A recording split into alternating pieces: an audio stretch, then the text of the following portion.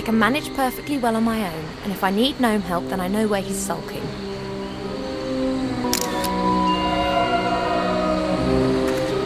One of the paving stones is broken. You can see the earth under it. 4 little alcoves positioned around the entrance. There are strange symbols under each alcove which I can't read. Under those are words in the old language. Creature of the earth is how I translate this one here. This is the alcove for the creature of air. Creature of fire is written under this alcove. This alcove has creature of water written on it. This must be the entrance to the temple. In the past, it must have been a side entrance or something. The actual temple with the main entrance has sunk into the ocean. I hope the connection to it's still intact behind this door. The bee's nest is definitely inhabited. There are bees buzzing around all over the place, and they're fighting the fire fairies for the nectar.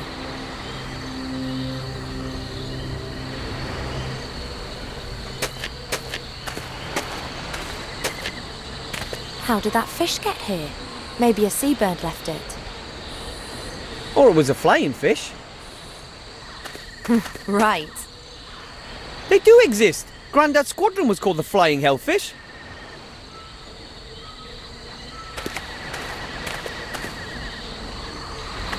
I'll just take one bone. You never know when a small, sharp, curved thing might come in handy. The sea swallowed the temple and the artifact of divine fate. If everything goes well, we'll claim it back again today.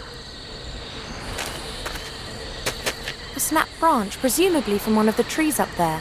Strange vegetation here. Normally these sorts of plants and trees are more likely to be found in the south.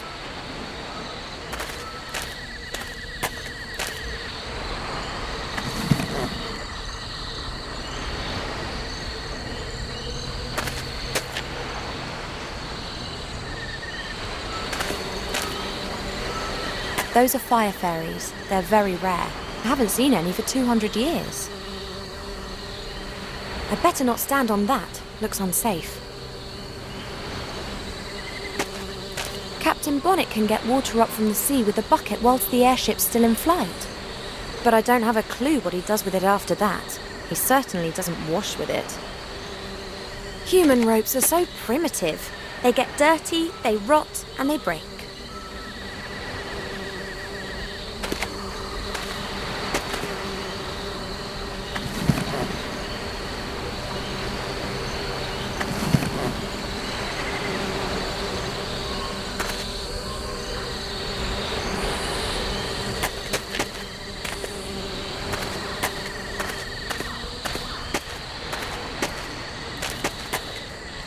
Captain Bonnet?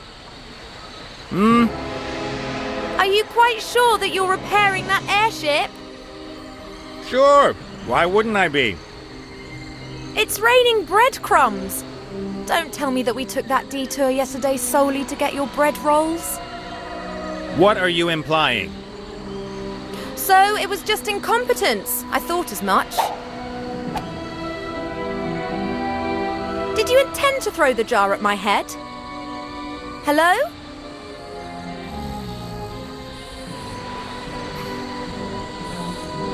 Oh.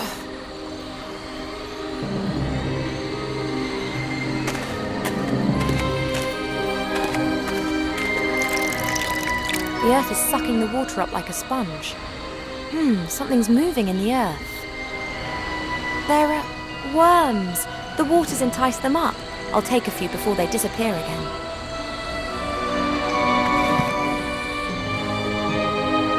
I'm supposed to reach into the bee's nest and steal the honey while the bees are still in the nest. Forget it. A little glass jar with a lid. There are still traces of jam left in it. A handful of worms. They look just like worms. Human ropes are so primitive. They get dirty, they rot, and they break. I've tied the fishbone to the end of the string. I've tied the rope to the stick, and at the end of the rope the fishbone acts as a hook. just missing the bait now. That gives me a fully functional fishing rod.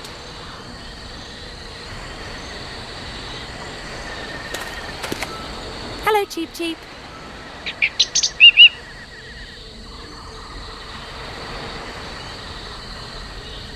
Can't you help me somehow? I don't know either. Fly reconnaissance missions, find another entrance to the temple, push Captain Bonnet off the ship? Why is the bird allowed to help when I'm not? Cheep Cheep can look after himself. So can I? I am a certified mage. Really? Then why don't you magic the door open for us? Maybe you could help me to get at the honey in the bee's nest. Perhaps you could distract them. You can fly so much better than them.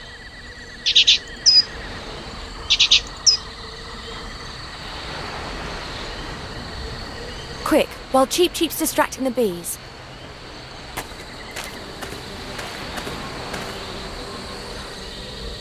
There isn't much honey in the glass and it's covered in bits of honeycomb, but there's enough for a sandwich. There's not much honey in the jar and what's there's covered in bits of honeycomb, but there's enough for a sandwich.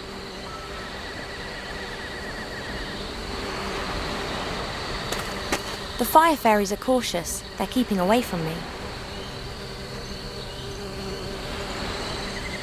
This could work.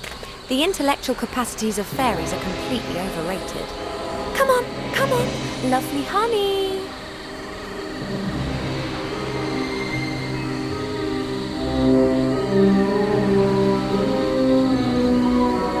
I've got you.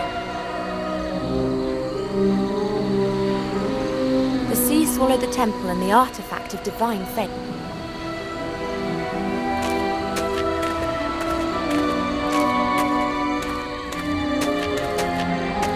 Hey, Wilbur, could you give me a hand? Of course. Can you catch a fish for me? I never fished before. I'm from the mountains. It's very simple and completely safe. Come here.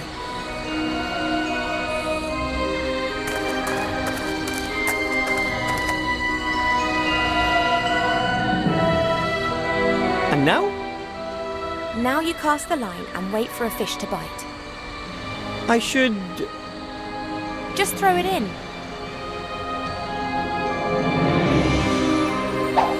What the... How do you know if a fish is bitten? Oh, One's bit! that's great.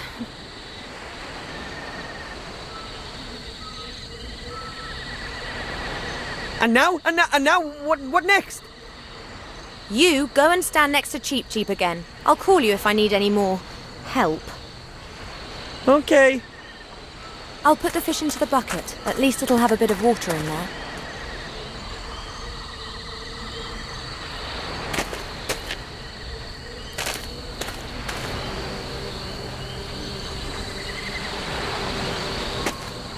Creature of Fire is written under this alcove. I'll leave the lid open slightly so the fairy can breathe.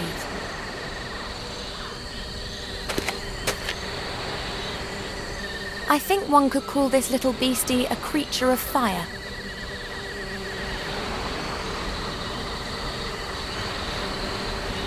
The fish that Wilbur caught and I lugged up here is swimming around in the water. There's no doubt that the fish is a creature of water.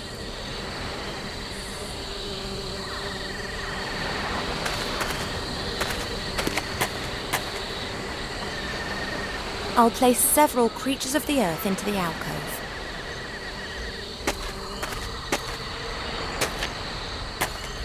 Hello, Cheep Cheep.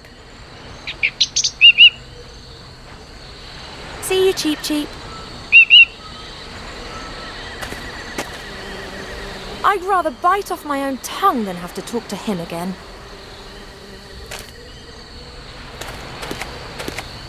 Hello, Cheep Cheep. You are the only thing missing. A creature of the air. Now come on, please, just sit in the alcove.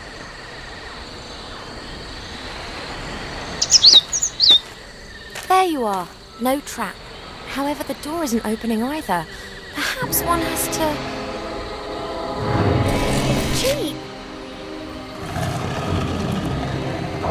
Hello? Cheap, cheap! Thank the gods you're okay! It can't have been that bad. Oh, very well, but not the whole lot in one go. See you, Cheap Cheap.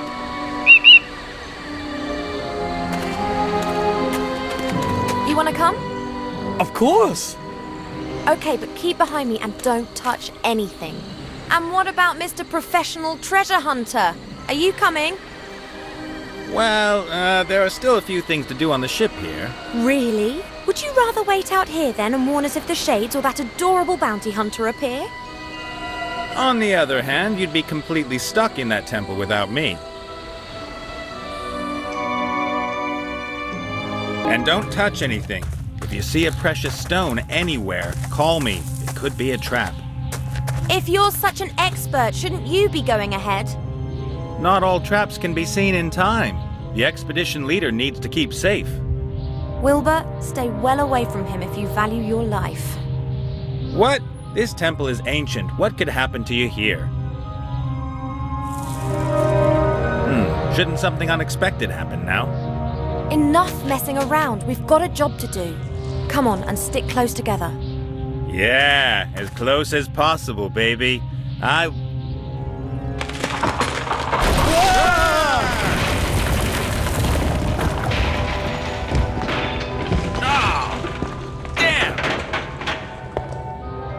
Oh, great. Stay calm. I'll think of something.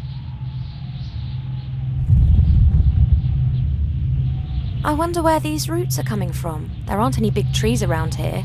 Perhaps there were some here in the past, and these are the remnants of the ancient woodlands. The roots look strong. Some are nearly as thick as my arm.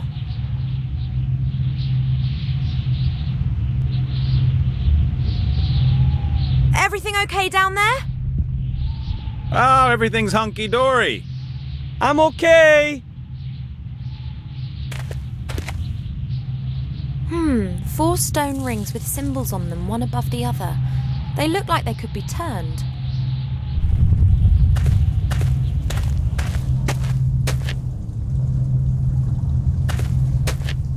I'm not going down. I'll leave them to it. Looks like it goes further into the temple there. I should be very careful.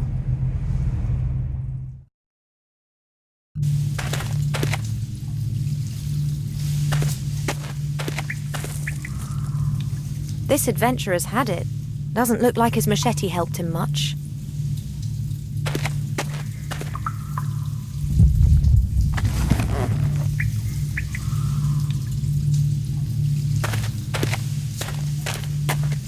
There's something glittering on the other side up there. I can't see what it is and I can't get close to it.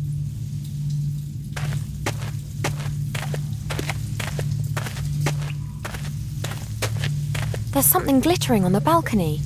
That could be the second crystal.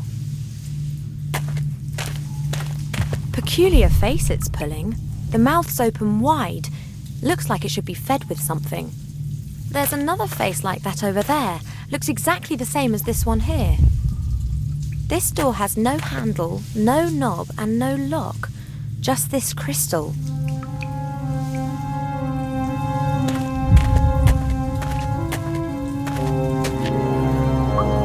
Wow, that looks very promising. Only nothing else is happening.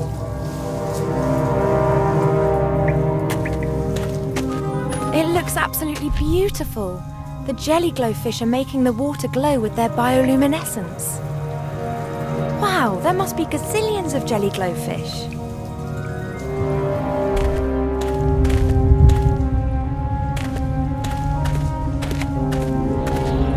A rusted machete, not exactly sharp anymore. I wonder where these roots are coming from. There aren't any...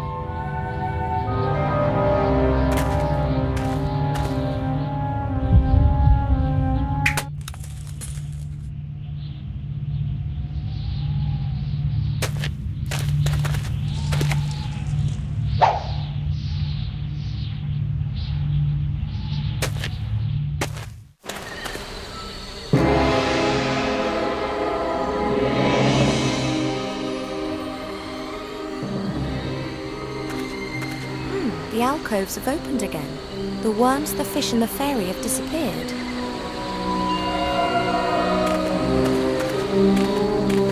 The fish has disappeared along with the water, but the bucket still looks okay. The glass jar has remained in the alcove. I'll take that with me.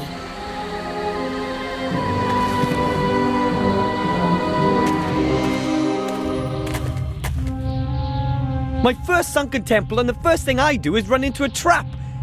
This is so cool. That's some sort of stone slab. I can't move it. Was bound to happen, and who goes and lands right at the bottom in the mud? Well, I'm hoping it's mud. It's so dark here, I can't see my hand in front of my face. As long as it's pitch black, I'd rather stay put. For all I know, I could be standing on top of a slim stone column surrounded by piranhas with clubs.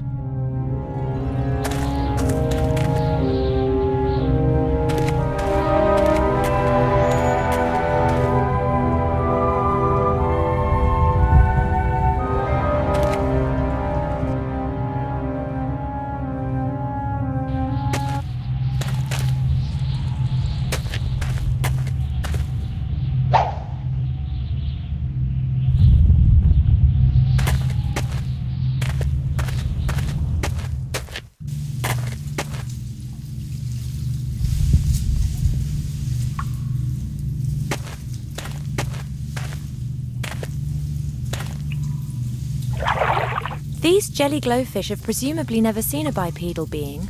They're very trusting.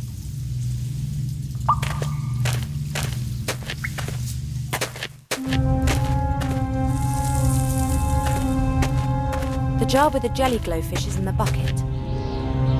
I've tied the bucket to the rope.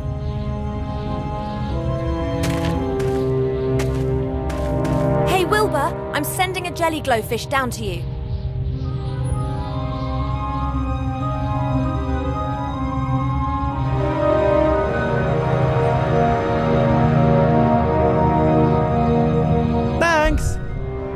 Hey!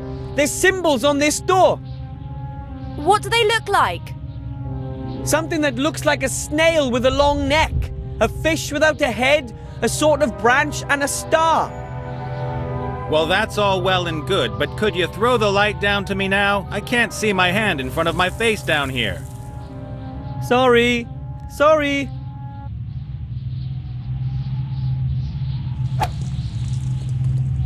What do you see? A passage. No idea where it leads. Out of this hole, I hope.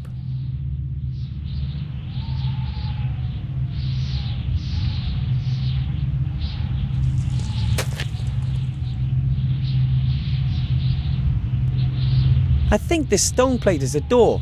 There's 4 symbols chiseled into it. Water things. A long-necked snail, a headless fish, a sort of branch, and a star.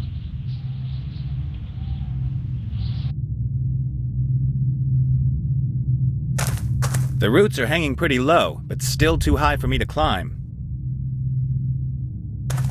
What an ugly mug. I hope that's not who built the temple.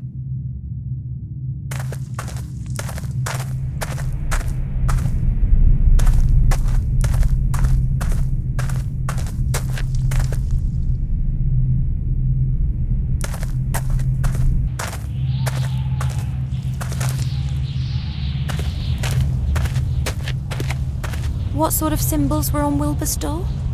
Something looking like a snail with a long neck, a fish without a head, a branch and a star.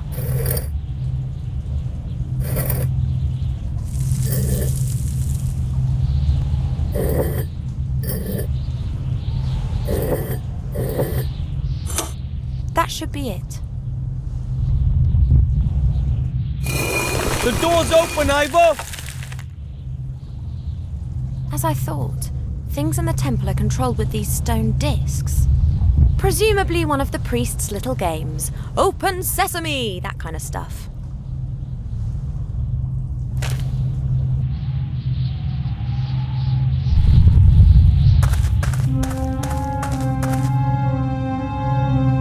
One of the stones has fallen out of the wall. Sooner or later, the entire temple will collapse. One of the stones has fallen out of the wall. Sooner or later, the entire temple will collapse.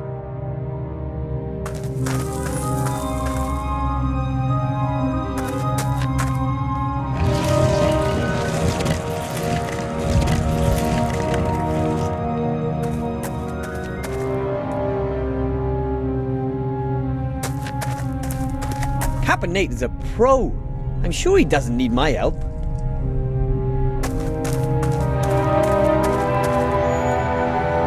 Even at this depth, there are still roots, and it looks like they keep going down. Maybe I could reach them with Cap and Nate's help.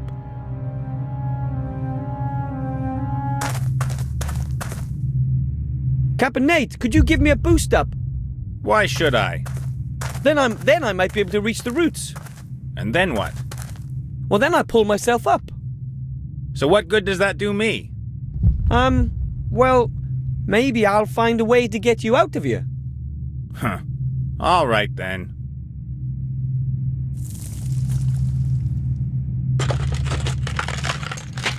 It worked. I'll wait and celebrate later, when I'm out.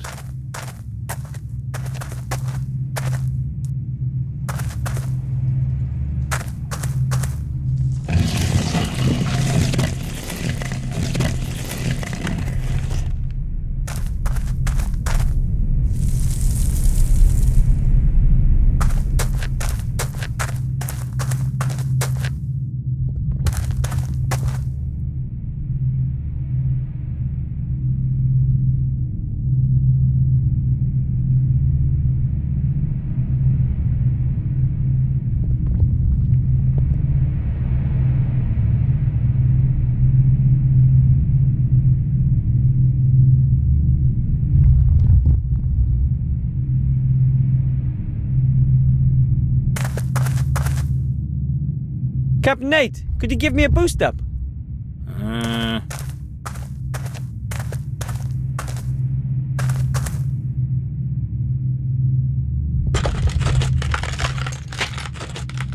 Thanks.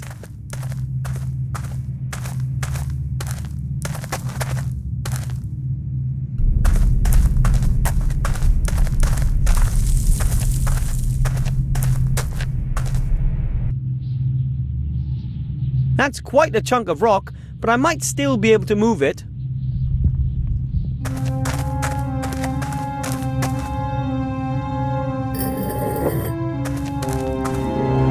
It works! Together, the stone and I are heavy enough. Away with you!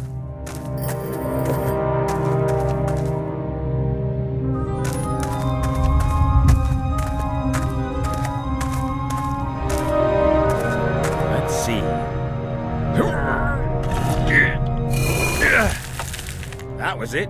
The hatch is open.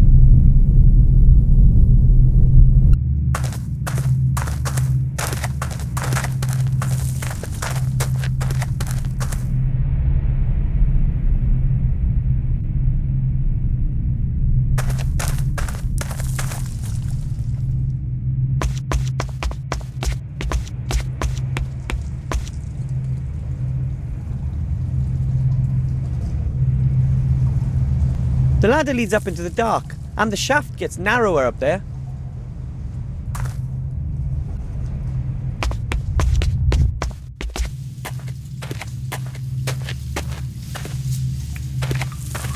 Hi, Ivor!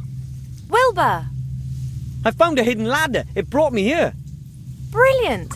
What's that glittering up there with you? This, a crystal.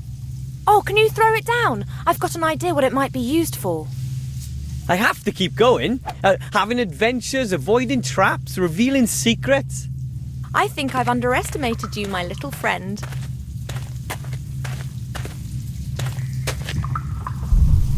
That's a stone tablet. It bears the same symbols as the ones you see everywhere on the walls.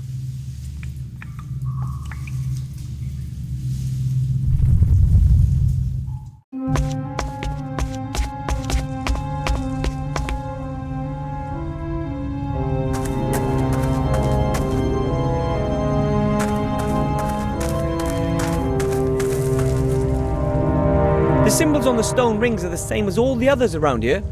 I'll let Ivo take care of that. She knows more about it than I do. Look, Ivo! I found a stone tablet with symbols on it. Really? Show me. I think that's just what I'm looking for. Thank you. We make a good team. Now, don't get overconfident.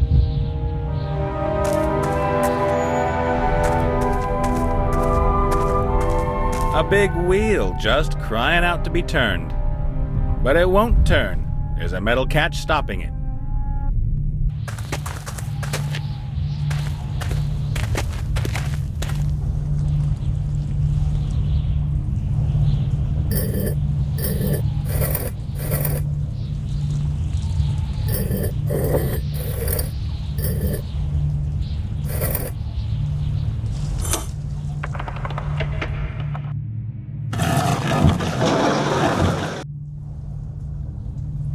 That sounded like something's happened again.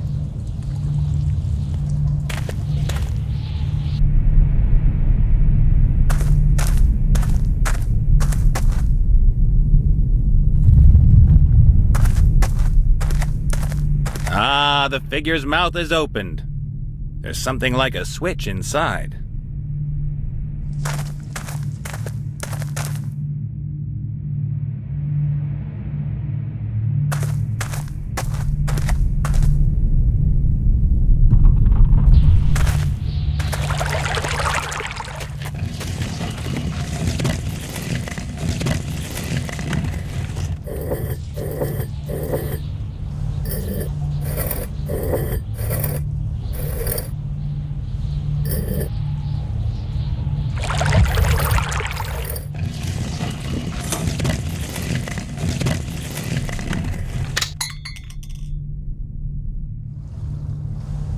Okay, that's that.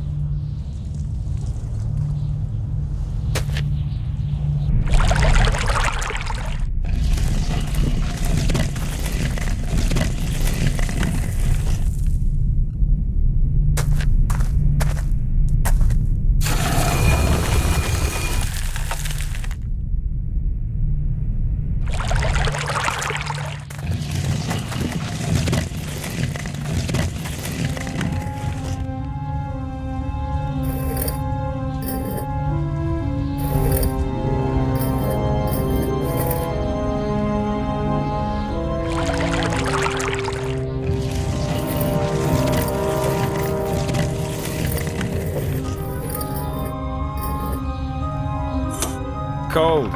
Wet.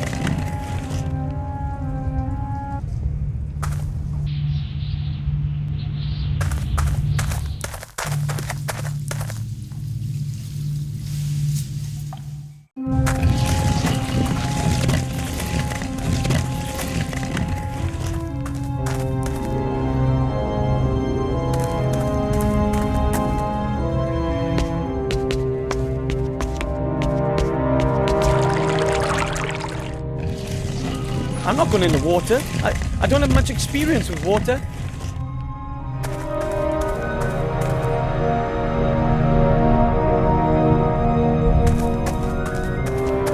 The passage is almost as small as the hatch over there by the ladder. I can't even see where it goes. Aha! So that's where this leads. Is there another crystal there? Yes! Excellent, well done.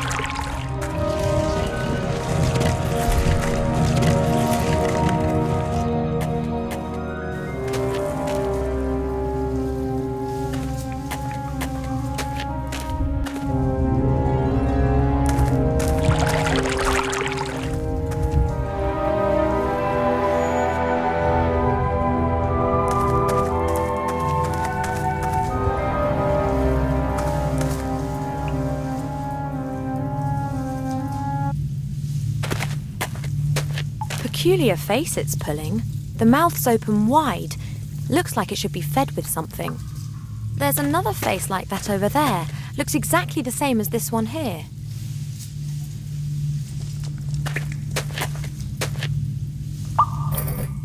Aha!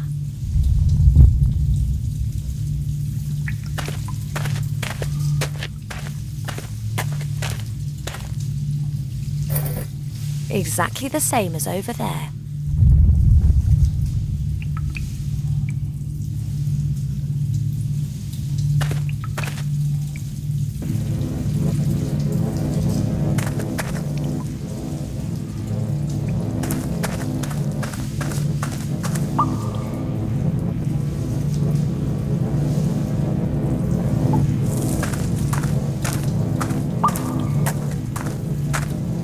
The crystal in the door is pretty tempting, but experience tells me that behind doors like these, there's usually better stuff.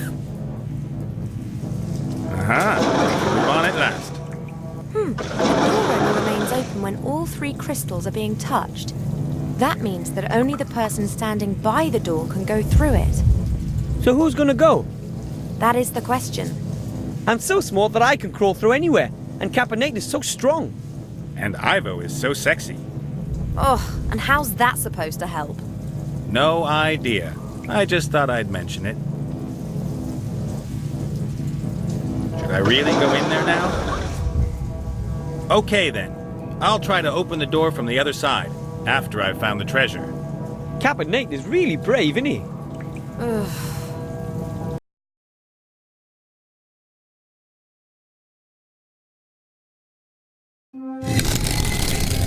Now then, lovely gold, where are you?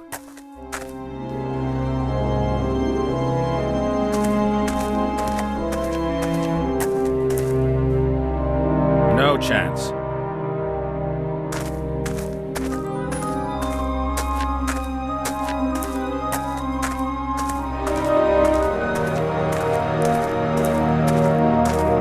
Not everyone can be as good a captain as me. An everyday wooden paddle. Speaking as an airship captain, I don't tend to get involved with such things all that often.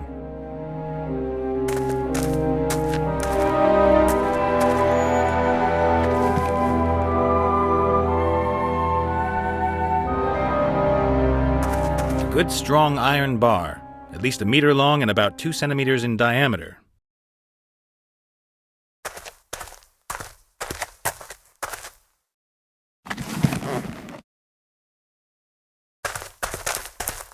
Amateur.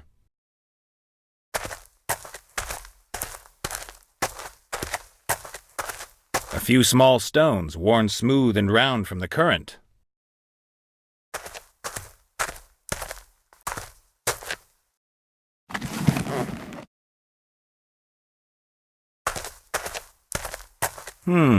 It looks to me like I could put those crystals from over there in here. Alternatively, I could just leave the door shut, grab the crystals, and go and treat myself to a couple of months' vacation. These must have been offerings for the deity. Looks like it wasn't hungry, though, and let the stuff get ruined. A tin of sardines. Ooh, they might still be okay. And a stone disc. No gold, no jewels. Who offers just food?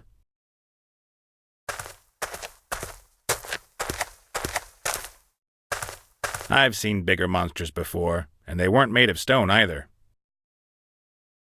I'd say that it was the temple's builders that worshipped this monstrosity. I bet they sacrificed gold and jewels by the boxload. No gold, no jewels. Who offers just food?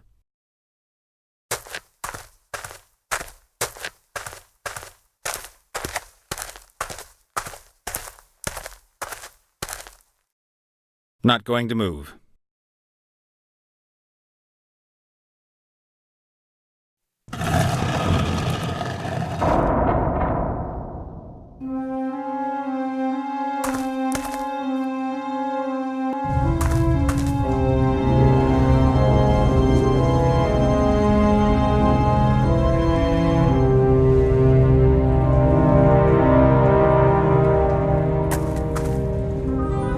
Nothing. All dead.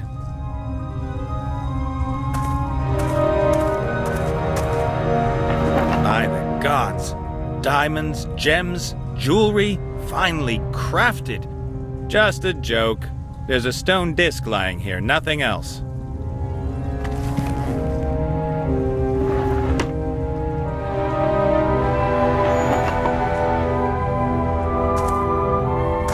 A rounded-off cylinder with stone caps and a small door in it. Not exactly delicate.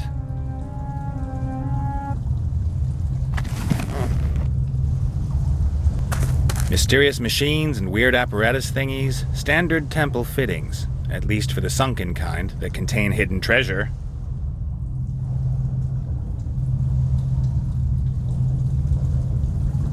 One of the discs missing from the machine.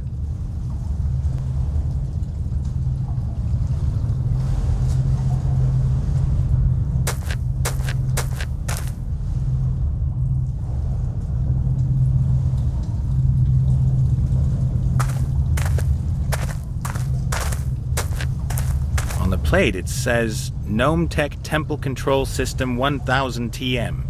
That makes things dangerous. That's a something or other. No idea. Two stone discs with a shaft in the middle. The lower disc is larger than the one above it. It looks as if there are discs missing. There are symbols carved into both discs. The same tacky seaside theme as the rest of the stuff on the walls outside. Fits perfectly.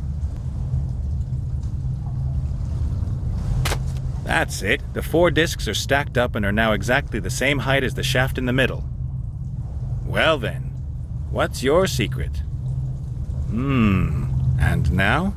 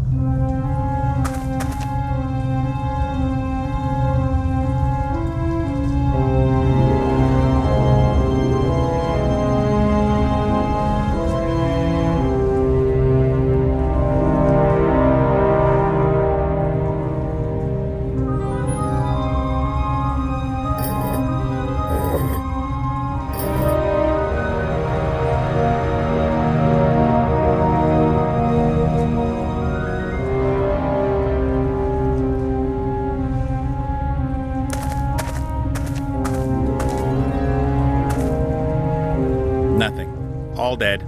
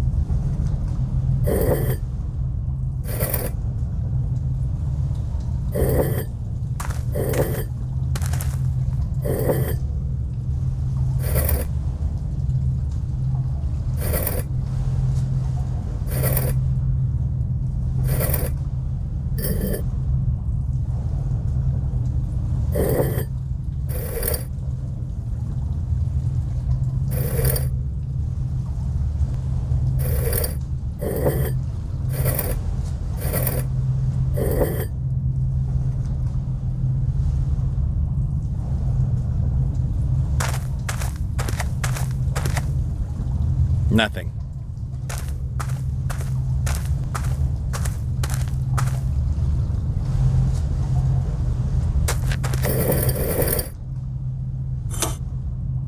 Ta-da!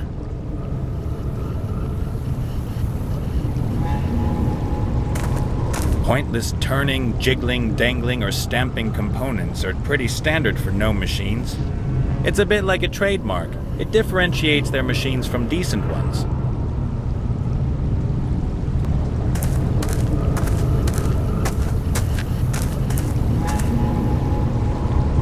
Fits and works.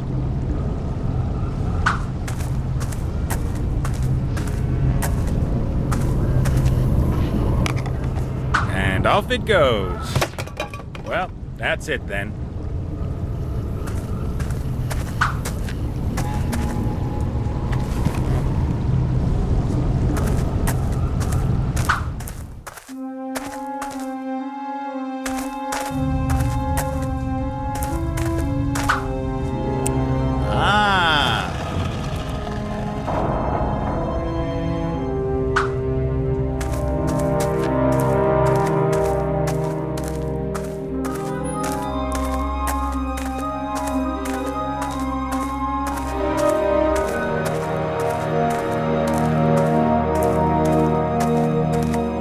Who is the king of the treasure hunters? Hey, you ought to pay homage to your king.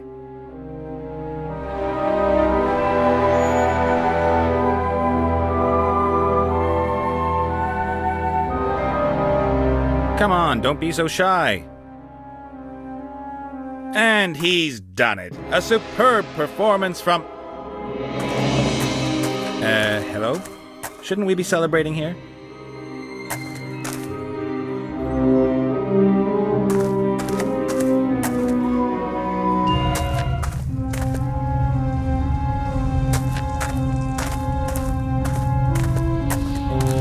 Hey, are you listening? You guard them and don't eat them, understood? We will have some fun with them, but not here, not now. He's in for a surprise. Now he's dealing with Captain Nate. Oh, if you really think so. Not much longer, and it'll be yours, Munkus. No one will be able to stop you, not even Mother.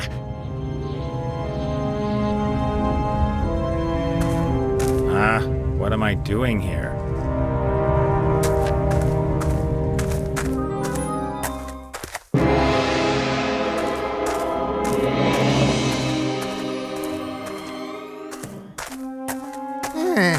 Okay, it's kind of like a puzzle. Yeah, I understand. We have to bring a sacrifice before you'll open. And now, open! I command you, open up! Please? Yeah, the strong, silent type, eh? I hate you! I hate you! An old tin of sardines. I'm more your fresh fish kind of guy. I guess the cylinder belongs to the tube postal system. And it's so heavy you could beat a minotaur to death with it. No problem. Open!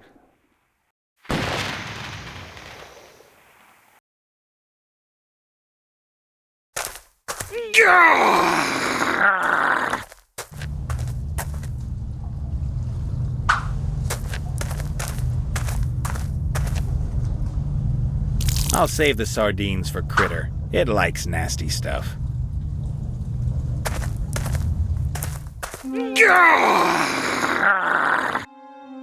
A few small stones, worn smooth and round from the current. Yeah, the strong, silent type, eh? What the...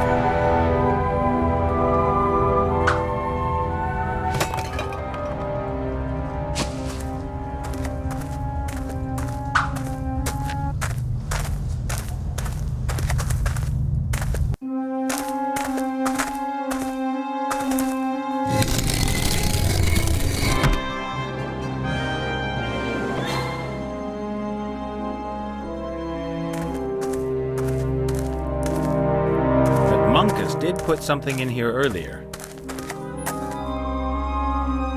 A mirror! Well, why not? Oh, hello there. A mirror image never looked better.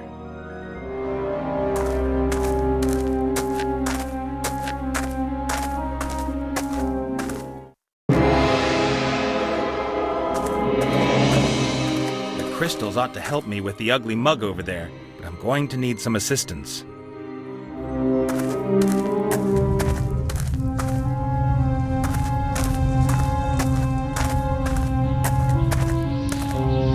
Not much use as a fishing rod, but the line could be helpful. It's a few meters long and unbreakable.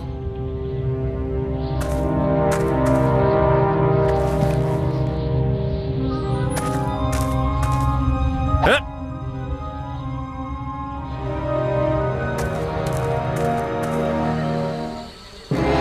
Ah, just great. A troll bodyguard.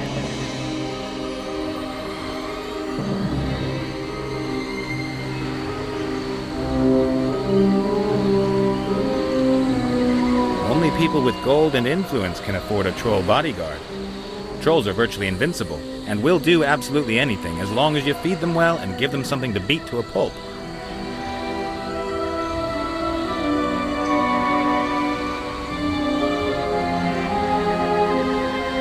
Are those amateurs actually going to get themselves hammered by a sorcerer and a mountain troll? Sad. Sad. Are those amateurs actually going to get sad?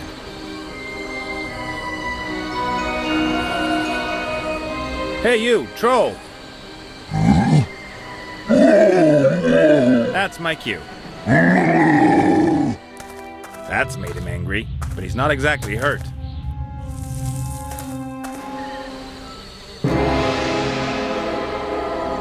I don't fancy making acquaintances with a thing like that.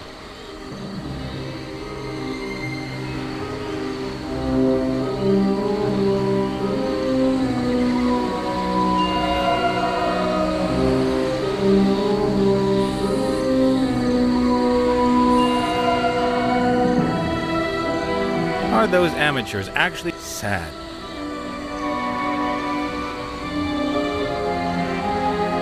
The troll would see me. Perhaps the pair of them can distract the troll.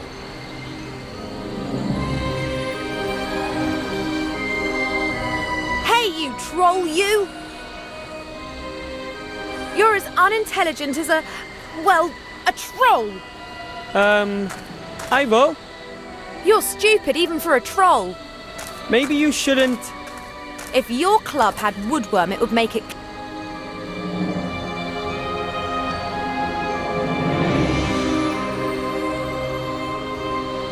Hey you, troll! Come on, I'll free you and we're out of here.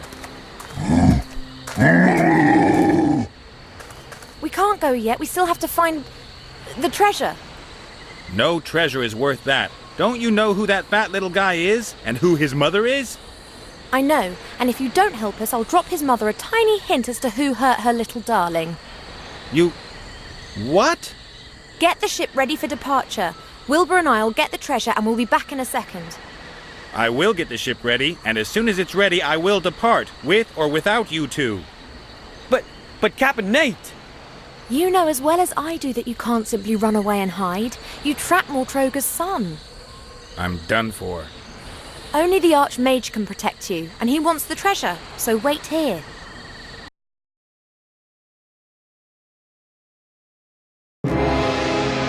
Let's go.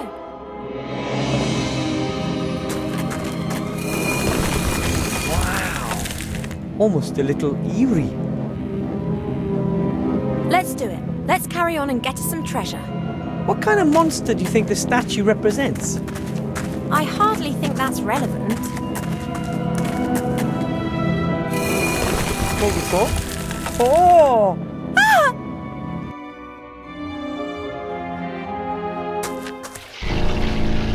Ah! Ivo! It's dark. I'm not really good with the dark. Then you should sort out some light. I can't help at the moment. Okay.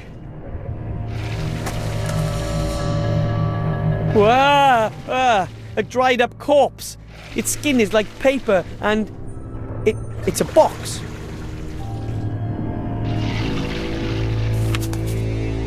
Got it!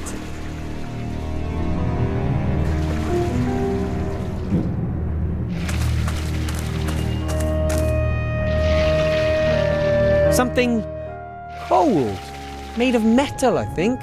Like a sphere with round protrusions. Some part of this thing are made of glass, it seems. The box is full of little packages. And the packages are full of dried square things. Feels like cubes of dried grass. It smells a bit like it did in sea stone, like sea ocean. It's so familiar.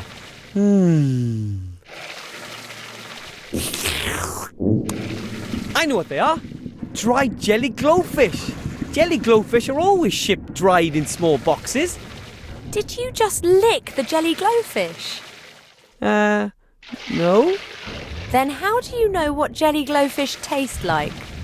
Well, that's my business.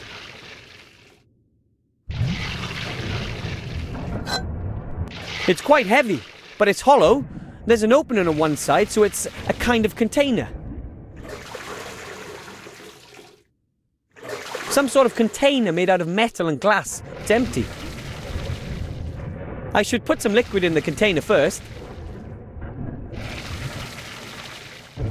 Something hard, wooden, bones maybe?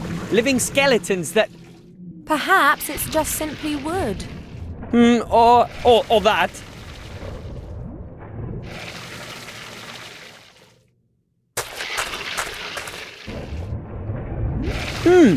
Something liquid, yeah? I'd love to be able to say it's water, but it stinks horribly.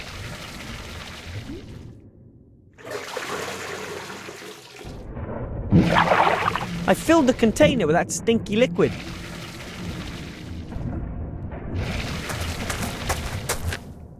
I'll put the container down here and put a jelly glowfish in it. Ivo? Yeah? I don't think that was a passage. You don't say. Good work. I think we should get out of here. Fast. Not without us getting what we came for.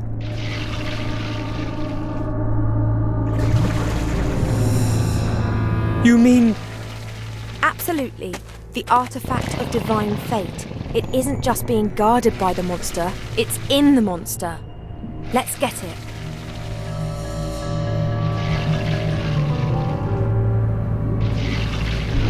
A lovely suitcase filled with all sorts of expensive clothes. Lace, silk, long johns, only the best. These clothes don't fit me. Too bad, really, because sometimes it gets a touch breezy under my mage robes. I know what these are. They let you breathe underwater. Grandad used to use these while fastening bombs to the bottom of orc ships. Unfortunately, the fuses kept going out.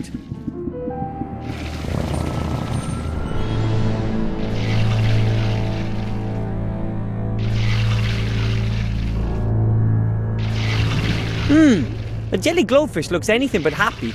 No wonder. Stomach acid is not the preferred habitat for jelly glowfish. That's some sort of corrosive acid. No idea how deep the lake is, and I don't want to know either. Too deep for wading at any rate. Maybe I could use the barrel as a boat, but I'd still need a paddle. I can hardly row with my hands.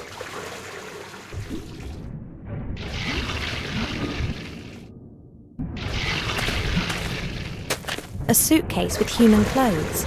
Too fine to be an adventurer's. Perhaps a merchant ship ran aground on the rocks out there and it belonged to one of the passengers. I would never, ever wear anything like this. Humans are renowned for their absurd clothing, but this is simply ridiculous.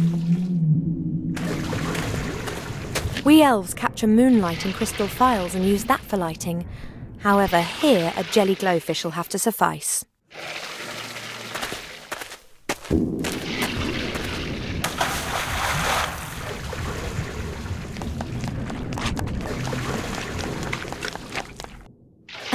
it? Great! Now it's my turn!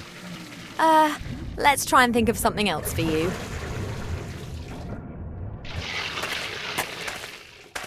A wooden board. It's about 1 metre long and one end runs to a point.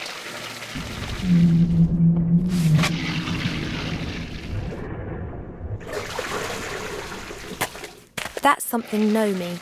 That means that it's dangerous and highly unlikely that it'll have any useful purpose at all. I'm not touching anything that's been built by a gnome. Stomach acid? A whole load of it. It can dissolve a human being in minutes. Oh, and by the smell of it, that's already happened a few times. The chest seems to be blocking this hole in the wall. Perhaps it's being sucked in tight. I can't get it out. It's been sucked in tight.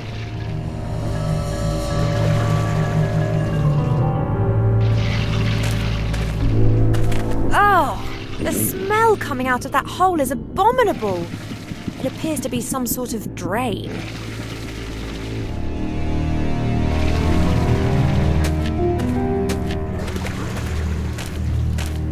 I've seen something like that once before. It's a kind of musical instrument.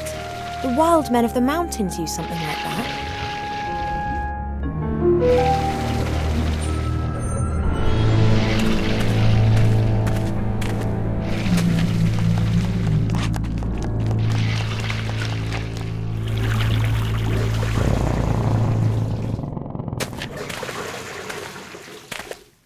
Here, take it. Thanks.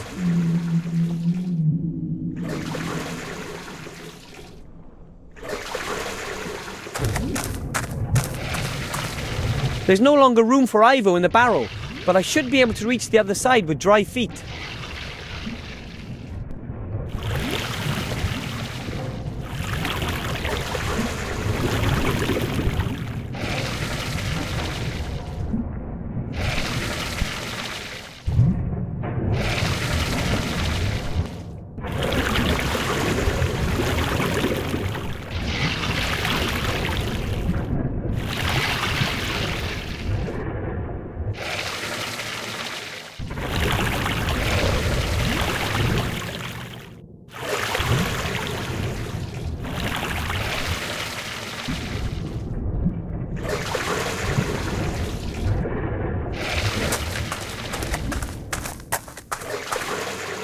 Looks like a giant horn. Maybe the giants made them.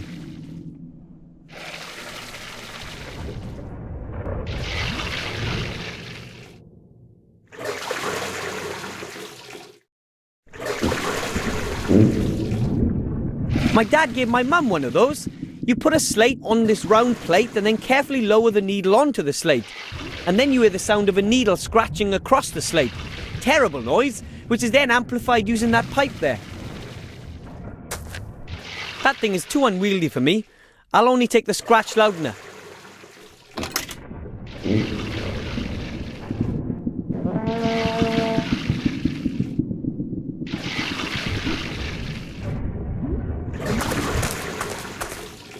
Ugh, that stinks. Like, you know, something really bad.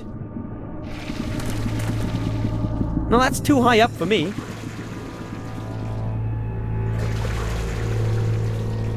I'm not climbing into a hole like that. Somebody else can do that. No, it's okay, Wilbur, you do it. But, well, don't elves have a better sense of direction? You're much smaller than me, so you can squeeze your way through a narrow passage. But Get on with it. You want to be a hero, don't you? I would have leapt at the chance if someone had asked me.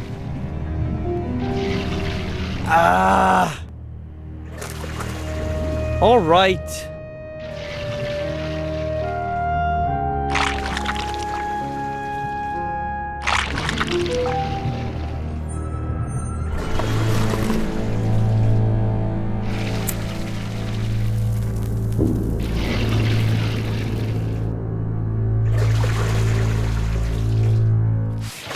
A barrel lid.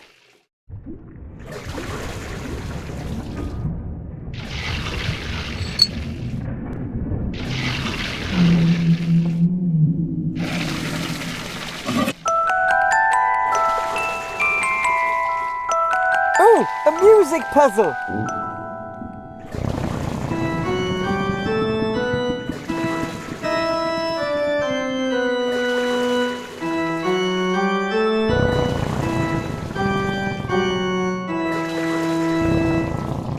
Wow! A ghostly apparition in the mirror!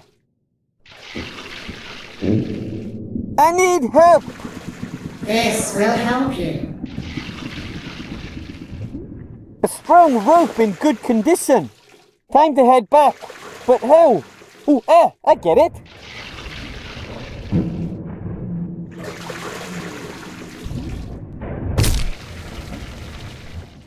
And how was it? The usual.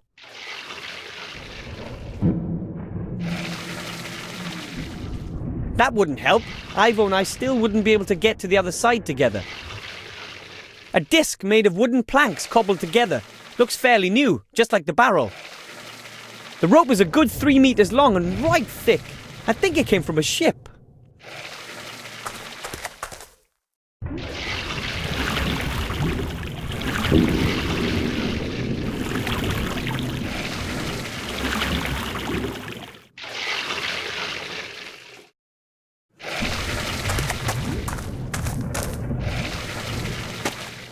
There you are. Thanks. Look what I found, Ivo. Oh, I've got an idea. Crawl into the barrel, will you? Okay. Are you sure this is safe? Oh!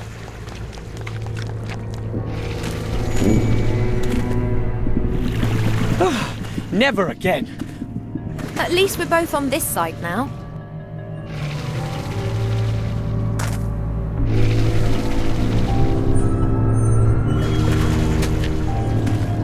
I can't get it out. It's been sucked in tight. I can't get it out.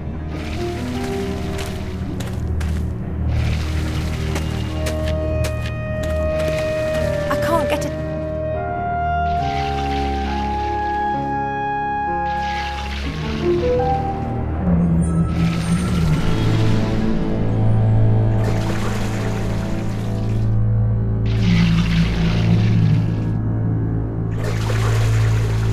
I can't get it out.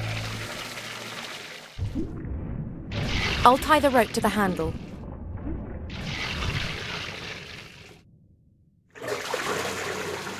Let's try. Okay.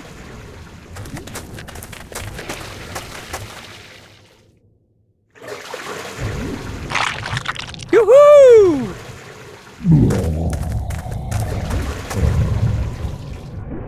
Appears that we've done our big friend a big favour with this. A beautifully worked chest. Looks solid. The chest won't be that easy to unlock. We'll need to break it open. Perhaps we could freeze it and... It doesn't always have to be so complicated. I can't get it open. Looks like a complicated lock. I suggest that we ask Captain Bonnet. Perhaps he can deal with it. I'm sure he can. But first we have to get out of here.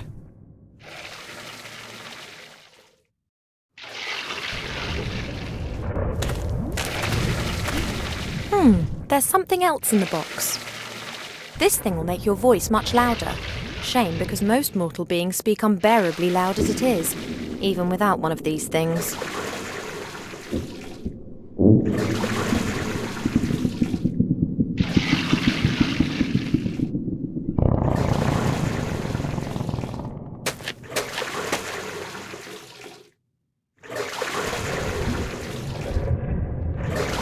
A truly gorgeous piece of technology. Naturally, it was a hit in gnome society. After all, it does make noise. But I kind of wish it would make other noises. Looks like a giant horn. Maybe the giants made them.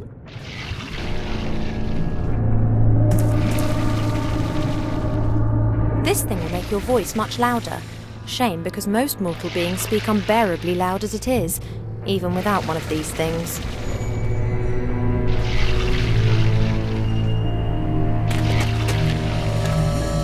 Take it. Thanks.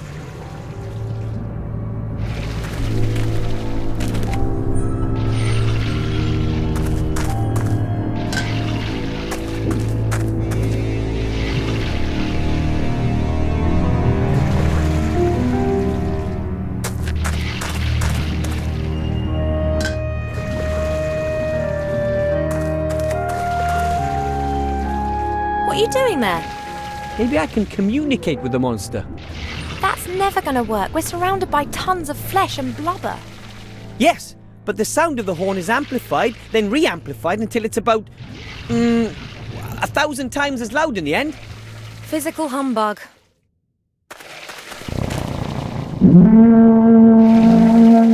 Obviously. I must have eaten something bad. Did you hear that? It can talk. Hello? Who's there?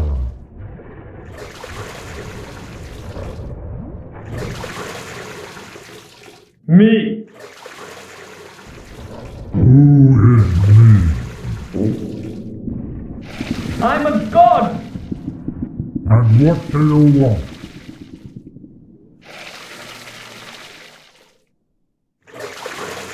You should sacrifice something to me. Why should I? Because I am all-knowing and all-powerful. Why should a sacrifice from me mean anything if you're omnipotent? Because, then I will be assured that you really adore me. You're omniscient, you already know.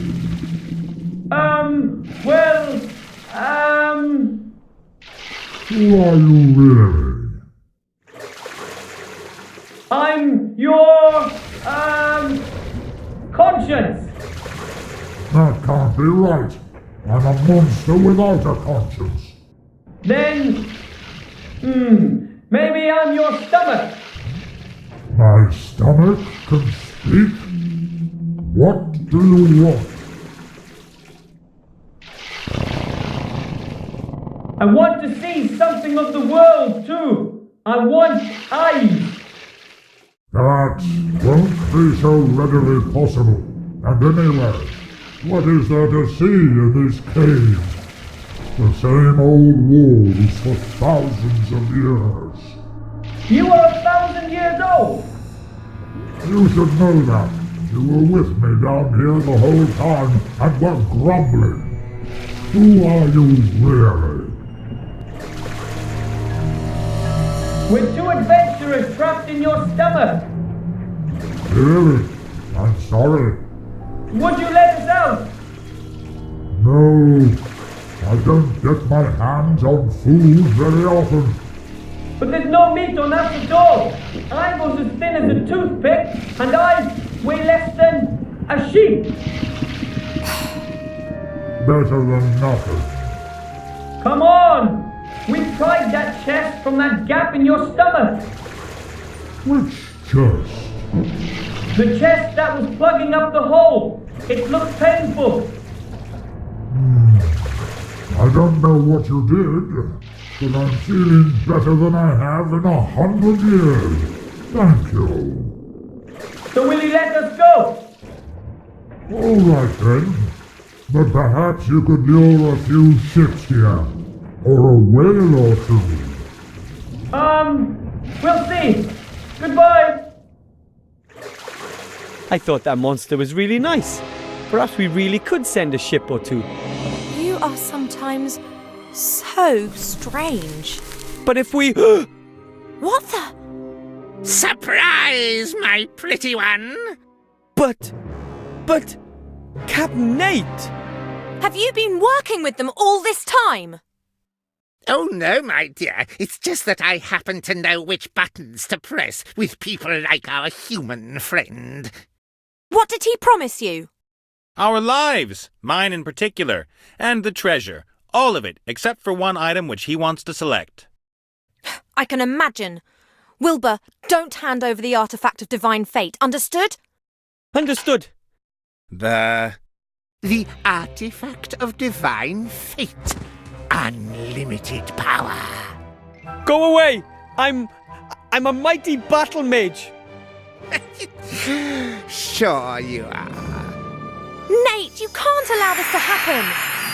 He'll focus on his own affairs. That's what you should have done, too.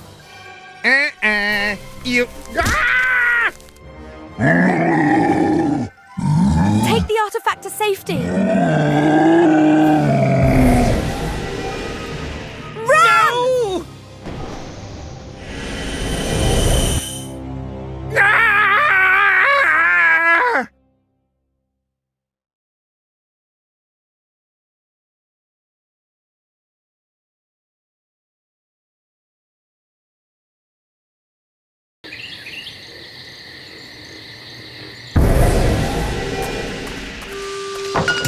How could you do that? I've saved your necks. Well, yours at least. You freed the sorcerer, all because you wanted treasure.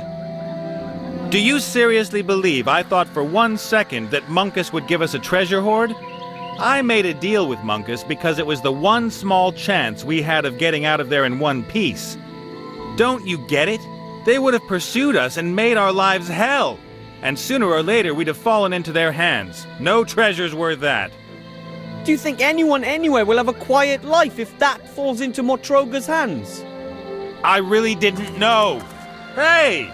Hey, little guy, where are you going? Fine, just go. And next time, just tell me what it's... Wilbur! He's waking up. Ah! Nice and calm now. You're safe here. We're zombies. Whoa!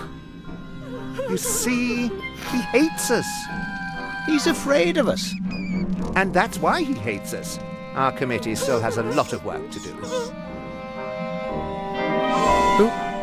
Who are you? We are the Committee for the Humane Treatment of the Undead. We're trying to improve the bad reputation that the undead have amongst the living. And amongst the dead. Because no one seems to like us. Where is Wilbur? There was a trap and a shadow. That was me. I knocked you down.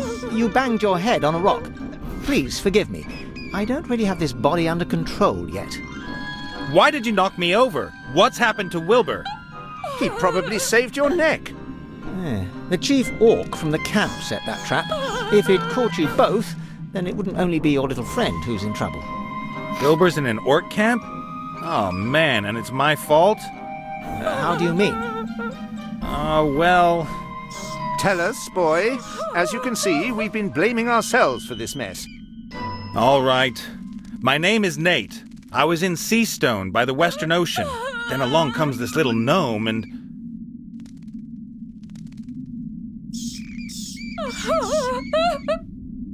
And wham! Everything goes black. Then I wake up and there you are. You deceived him? You were only interested in saving your own neck.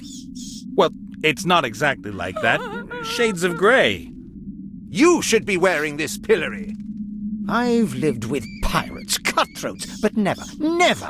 Now just hold it right there. Maybe I did behave just a tiny little bit narcissistically. You sold your friends down the river because you hoped it would help you get out of the whole thing in one piece? No.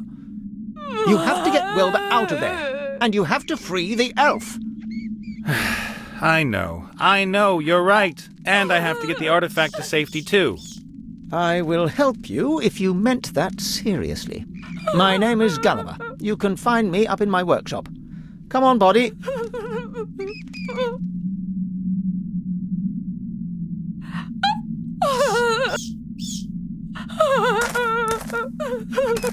A few dust-covered urns, most of them decorated with coats of arms. A double-headed eagle, a badger eating a snake. There's a king's head in orange and blue. And here, a green W in a lozenge. None of which means a thing to me. They mean nothing to me.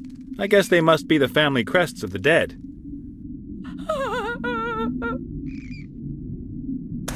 There's a small puddle of tears that's collected in this hollow.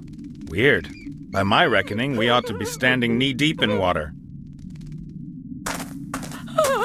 Isn't it a lovely day today?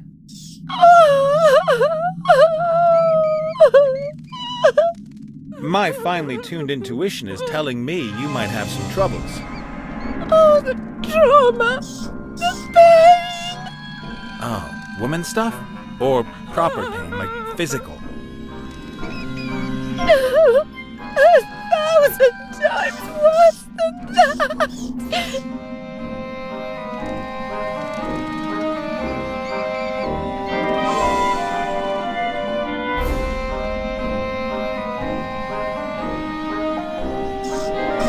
Looks like she shouldn't have gone into that deep water without her water wings.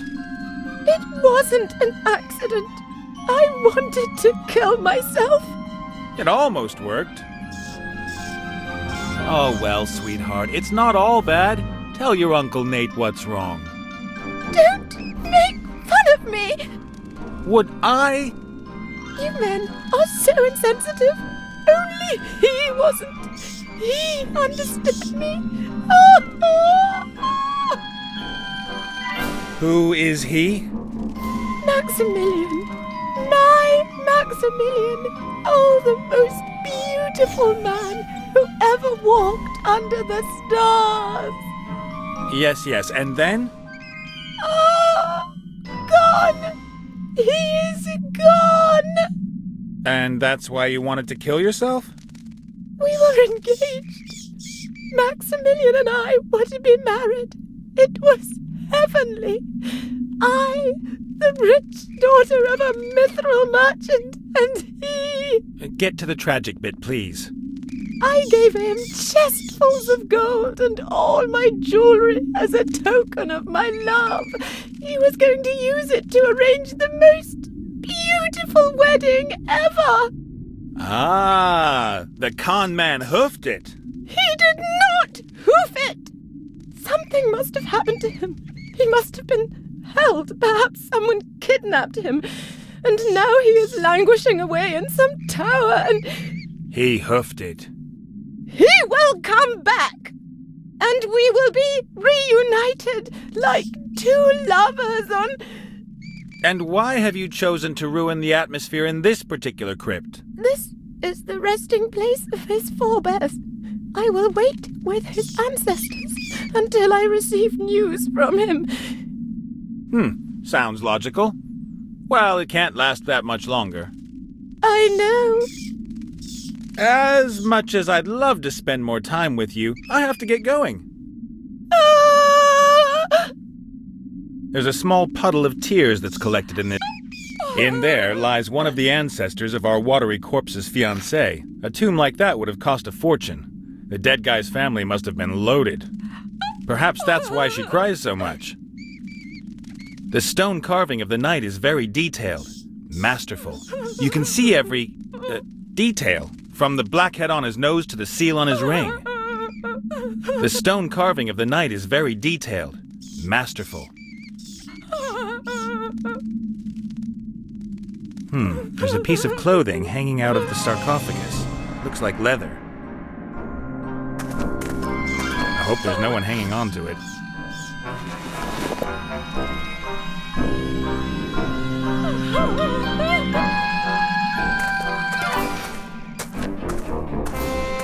The family seal shows a fox sitting on a pile of gold. How subtle. The stone carving of the family seal shows...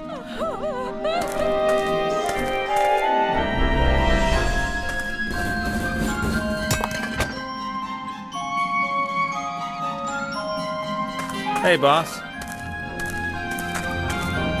Ah, the living one.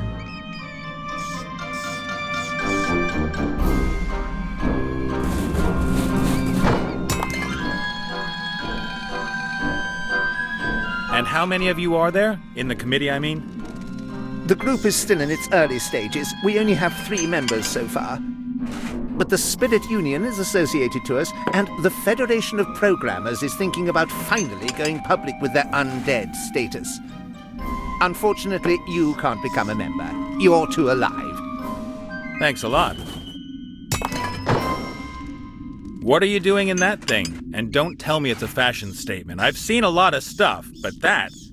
No, nothing like that. A paladin put this thing on me. What did you do, insult his sister? Well, you could put it like that. He put me in the pillory for it, but even then I couldn't keep my mouth shut. That's why the fair lady stabbed me. So I came back as a ghost and kept her awake at night. They sent a ghostbuster after me, and he actually caught me and killed me. He killed a ghost? Cool guy. I then came back as the first undead ghost in history and messed up the fair lady's wedding. As a result, the paladin conjured this magical penitence pillory around my neck. Now he's lurking around outside the crypt. I think he'd like to cut me up into little pieces and throw me into the sea. Pretty nasty. You've hardly done anything to deserve that. Oh, I don't know. I've had a lot of time to reflect, and I'd like to end this feud. It only causes unhappiness. Why don't you apologize? I've tried, but the paladin only wants revenge. He hurled his hammer at me last time. That thing looks pretty uncomfortable. Can't you get the pillory off somehow? Would I still be wearing it if I could? You've got no idea how impractical this thing is. Try scratching your nose with it on. Or go to the bathroom. Oh, don't remind me. This is a magical pillory. You can't just break it open. It's sealed for eternity. It'll only open when the paladin forgives me. So, never then. Oh, it would seem that way. I better get going. See ya. Take care, and remember, we, the undead, are your friends. Rancid-smelling, dead friends. A grave. There are a lot of them here. I don't know what's supposed to be so special about this one, though. From the outside, there's nothing interesting to see, and I'm not going to open just any old grave on suspicion.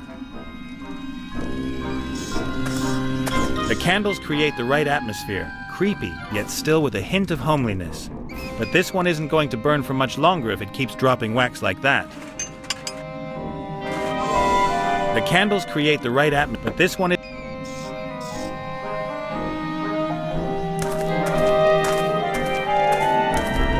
A pot containing some gloopy glue. There's a small stick in it.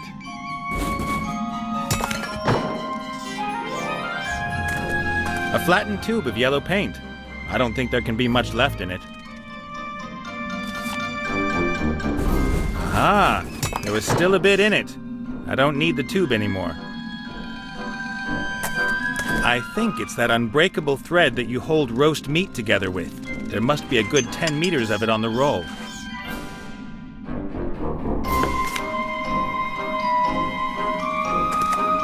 Obviously, the skull-headed zombie was reckoning there still weren't enough horror characters here already. Obviously, the skull-headed... Hey, Gulliver. Ah, the living one.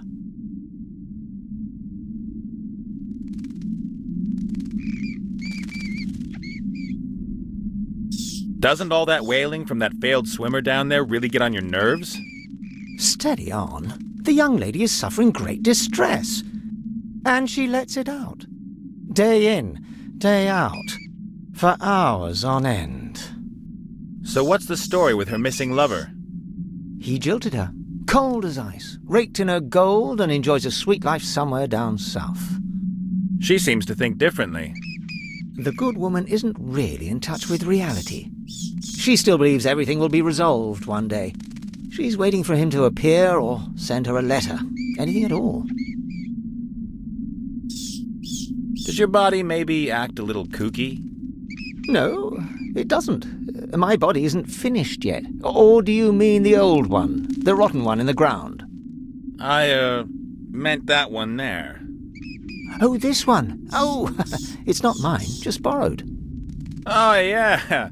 Sure. Whose body is that, then? Esther's.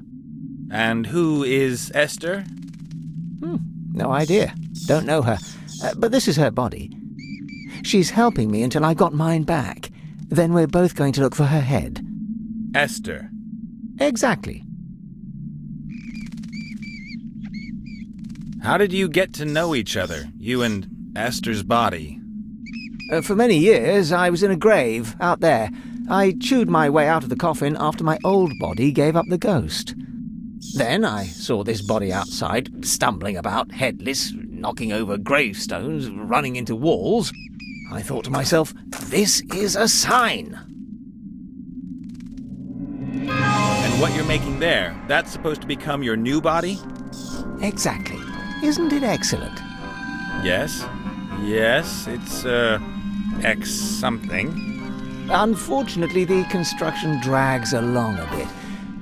I'll tell you one thing. Never ask a headless zombie to replace your arms if you want to build precision machinery. I'll make a note of it.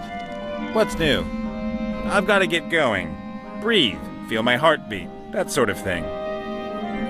Don't let me stop you.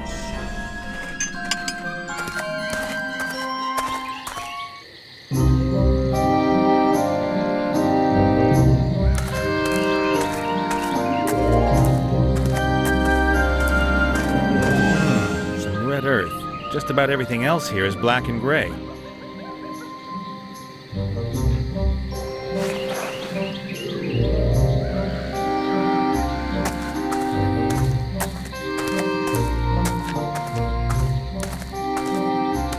A few small white mushrooms. No idea if you can eat them.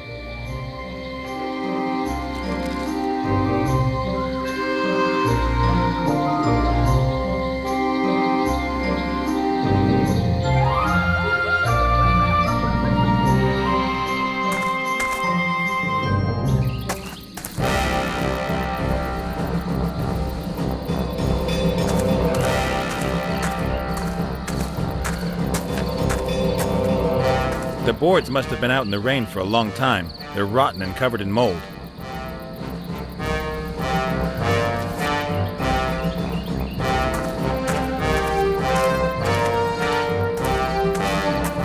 If that garbage pile grows just a few more meters, the orcs might as well forget the gate. Any attacker will just be able to use it to climb over the wall.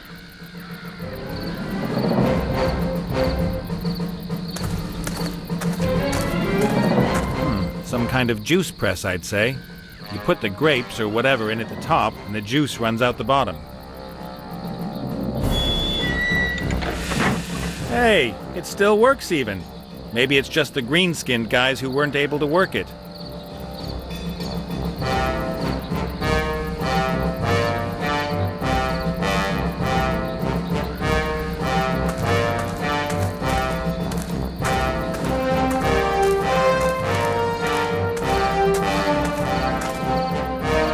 Flowers seem to be doing well in the garbage. They're in full bloom.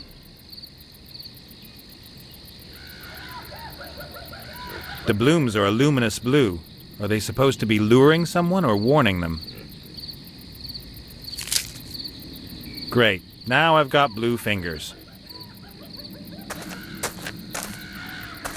Wanted. Slay the Knoll Hogger and take his powerful Knoll Claw. Blah, blah, blah. All the routine stuff.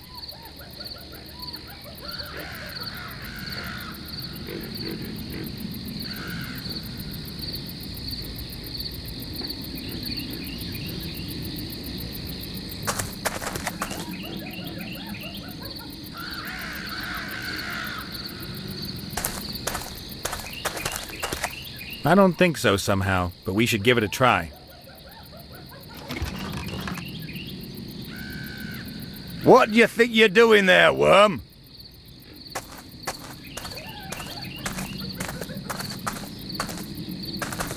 I'm, storming your camp? Who are you? I am the great Gorak, chief of the Bloodscythe Orcs.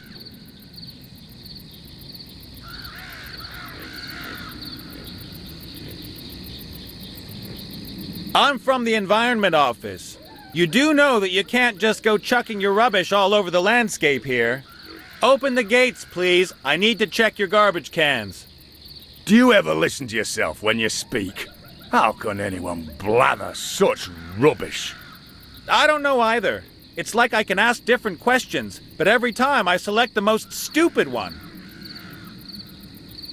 Why do you guys always make trouble? You kidnap harmless gnomes and then attack the free world for no reason at all. That wasn't an attack. It was an anticipated defense of the homeland in enemy territory. And anyway, what else are we supposed to do? We have the biggest army in the world. No one else invests as much gold in the military as we do. It would be madness to invest all that gold and then never wage war. That's downright irresponsible. We couldn't anticipate that the damn war would take forever. And now you're stuck in it up to your ears, as is the Alliance. That's all propaganda. There are thousands of war-hungry, well-equipped and motivated warriors here in the camp, waiting for deployment. Oh, yeah? What have you done with little Wilbur? What's a little Wilbur? He's a gnome, and my friend. Oh, him. Since when did people start naming their gnomes? What's the world coming to? He walked into our trap earlier. Stupid little beggar. Is he all right? I damn well hope so. What would anyone want with a damaged gnome? I want Wilbur back, right now. We caught him, so he belongs to us now. Get yourself a new one. But I'm responsible for him. Your problem. He's the main prize in our warrior contest, so he stays here with us. What is your warrior contest exactly? It determines who is the most powerful warrior. Two opponents go head-to-head in a series of brutal tests. The winner is bestowed with great honor and receives a prize. And Wilbur's nothing more than a prize to you? No, the prize is a bottle of fire whiskey. The gnome's just a bonus. So, can anyone take part in the warrior contest? We orcs fear no one. We'll take on anyone in a warrior contest. Well, that's fine. Then let me in. I want to take part. I said it's a warrior contest. Someone like you taking part would be a complete waste of time.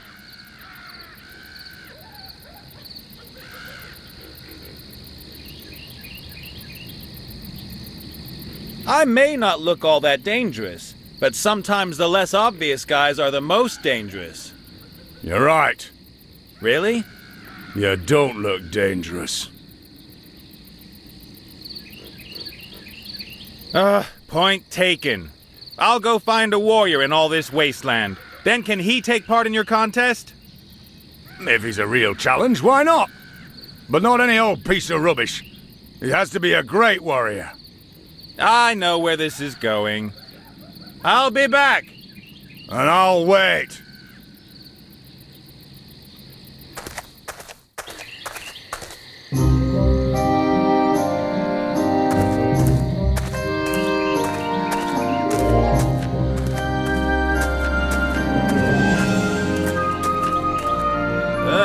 A head on a pole.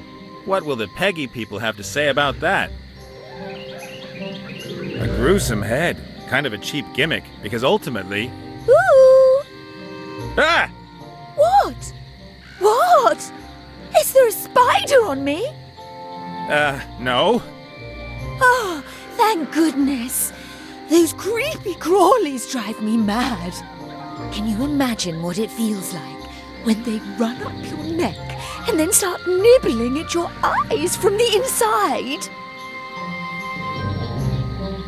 Yes, well, of course. Stupid paladin simply chops my head off. Hey, stop that nattering. Leave the head alone. Leave the head alone. Leave the head alone. That you, Esther? Mm-hmm. I've just met your body. It's doing okay, apart from missing its head. I miss her. I would love to write, but no hands. Shh! Quiet over there! Oh.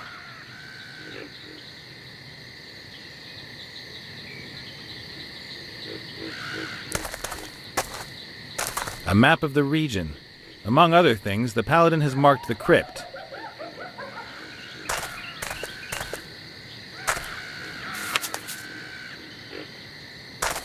The paladin always spits in this place.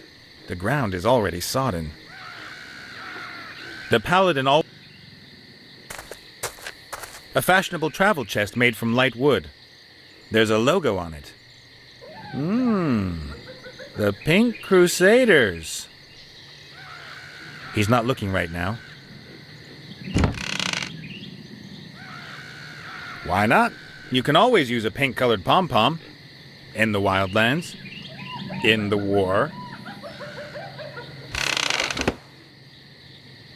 A few small white mushrooms. No idea if you can eat them. The boards must have been out in the rain for a long time. They're rotten and covered in mold. The blooms are a luminous blue. Are they supposed to be luring someone or warning them? Why not? You can always use a pink-colored pom-pom. In the wildlands. In the war. I think it's that unbreakable thread that you hold roast meat to... Nice! Now I've got a pom-pom on a string. A paladin in a pink-colored outfit? That's wrong. Just wrong.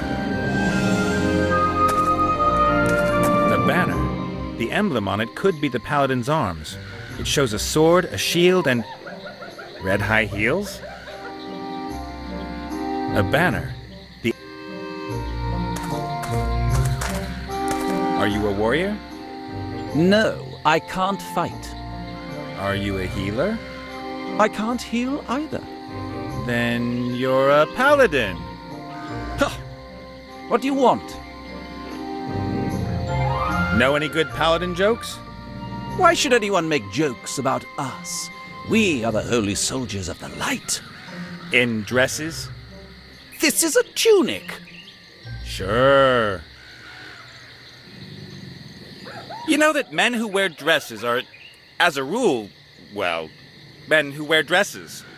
What's that supposed to mean?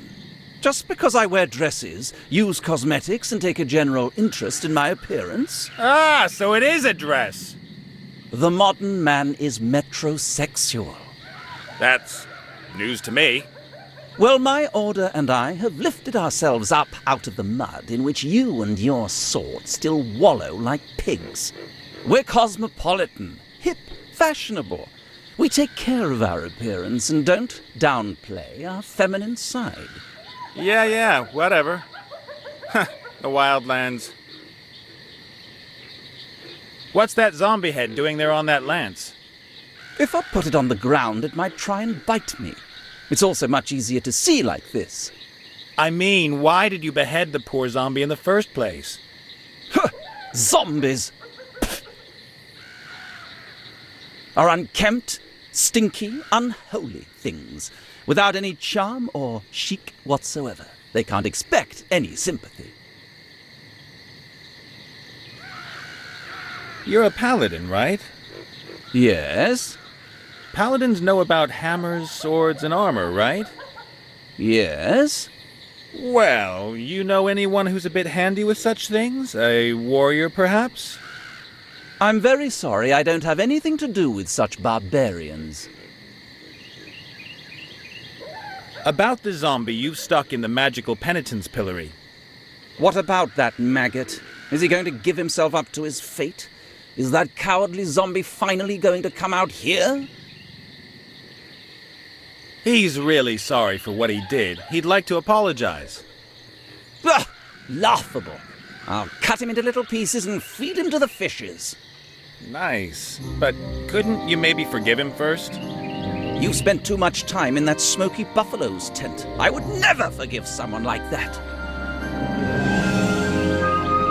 About your fight with the zombie.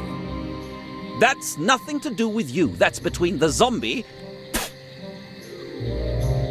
and me. Have to go. Man stuff to do. Ha ha.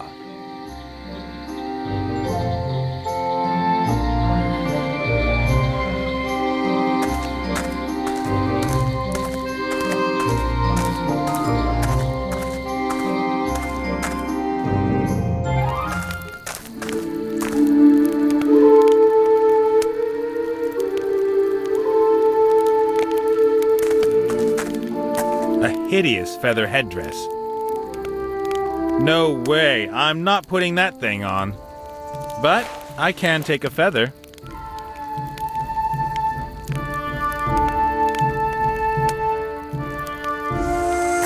A pair of bellows. These would help the bull keep the fire going. Excuse me, these bellows here, can I have them? They are broken. Can I have them anyway? What do I get in exchange? Nothing, they don't work. You speak wisely. At last, someone who recognizes that.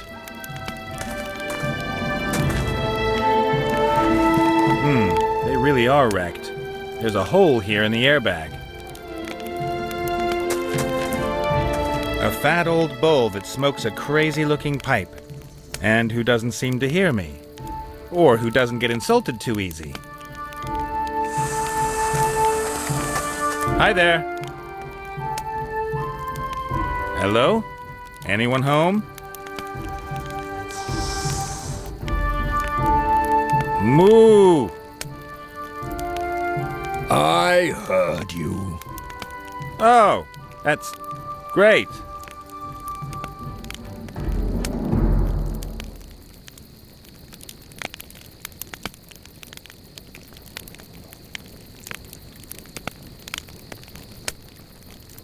My name's Nate, and you are?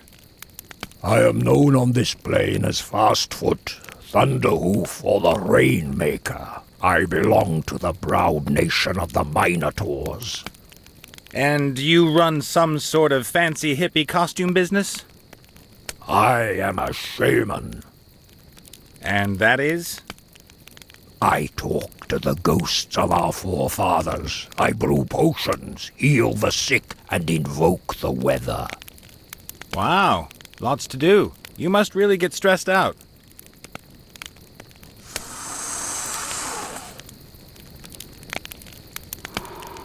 True. What's that stuff you're smoking? Plants. To journey with the spirits and to commune with my forefathers. You're supposed to eat grass, not smoke it.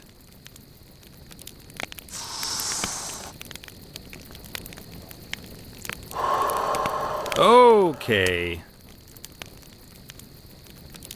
That moo thing just slipped out. I didn't mean to insult you. I just thought, hey, there's a bull sitting there. I'll say moo. You get me? If you'd have looked like a donkey, I'd have gone Eeyore. Or if it stank like a pigsty, then... I forgive you. But come to think of it, it reeks of buffalo, and I... Thank you. I have forgiven you. Super!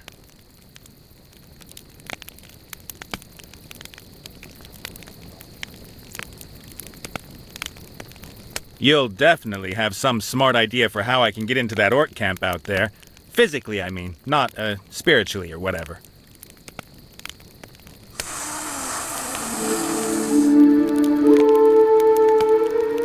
Thanks for your help. I need to go outside. Something not quite right about the air in here. Good luck on your journey. May the grass between your hooves be evergreen.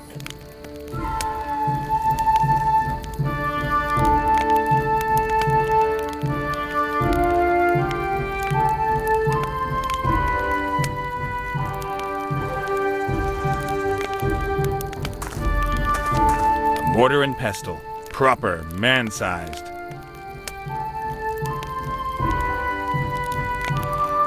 Let's see.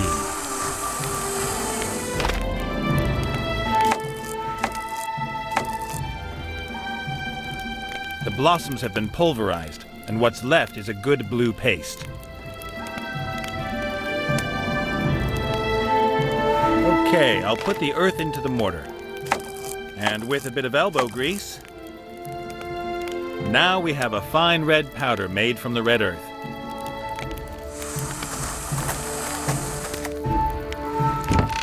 Cow makeup.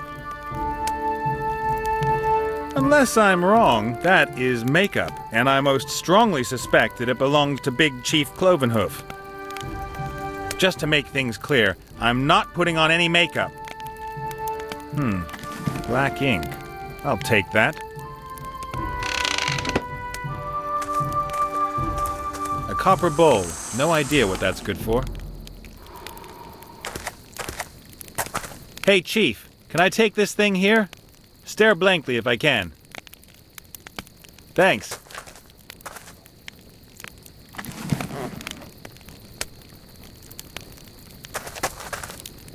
The pot looks like it's been hanging over the glowing coals for years. I can't find anything else of interest. Only the lid's unusual. It's got a kind of steam valve on it. The lid is held with a chain. Pretty clever. The pot is empty. The coals are just glowing, but the heat is tremendous.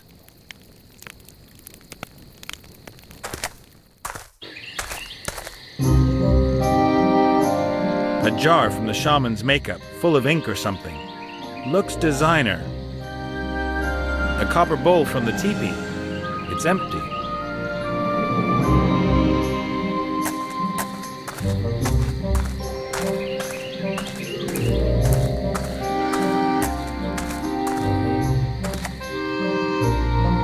There, please. A spittoon.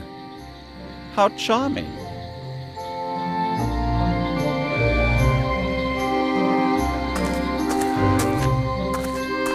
Hello, Princess.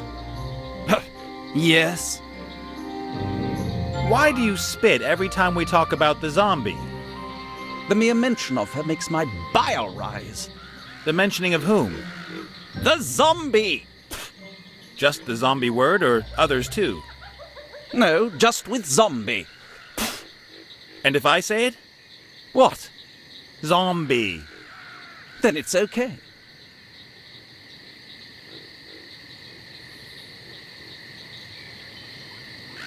Which beings in this world do you hate the most? Naked mole rats.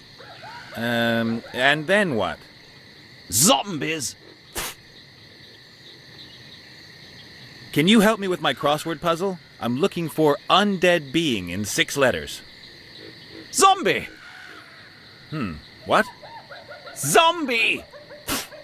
Bambi? But Bambi only has 5 letters and isn't...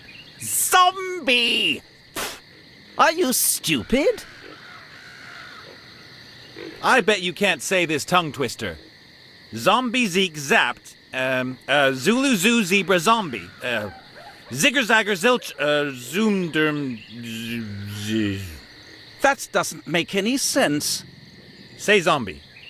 Zombie! Thank you. That'll do. That's enough of zombies. I think so too. Have to go. Man stuff to do. Ha ha.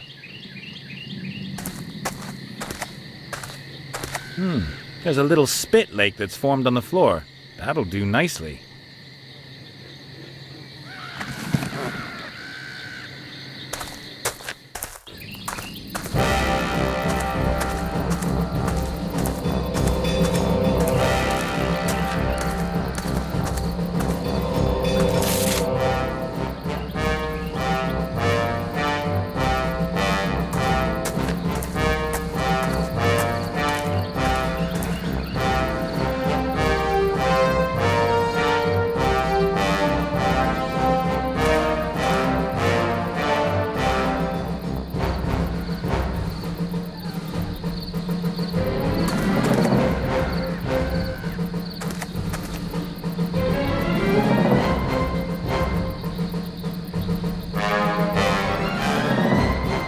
Yellow and blue make green.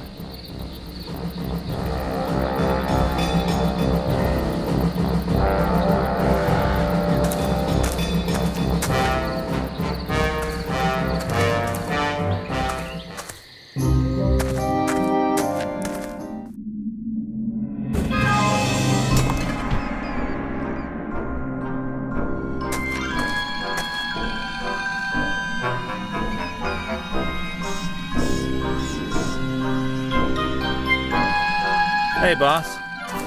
Ah, the living one. The orcs have made my friend a prize in one of their stupid warrior contests. You don't happen to know any warriors, do you? I don't know anything about fighting. I used to be a juggler, a harlequin. Ask Gulliver, he's well-travelled. I better get going. See ya.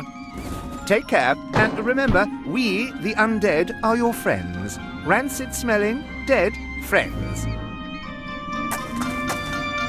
Hey, Gulliver. Ah, the living one. Apparently the orcs have made Wilbur a prize in a warrior contest. Do you happen to know any warriors? A warrior who would compete against an orc in a warrior contest? Correct. And who lives nearby?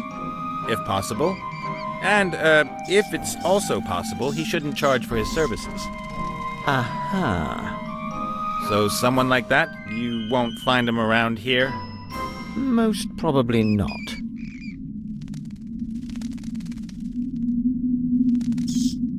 If I don't find a warrior who can extract Wilbur out of there, then at least I've done my best. It will have been God's will. You could compete in the contest yourself. Do I look like a warrior? Should I go and get myself some weights and pump myself up in time for this afternoon?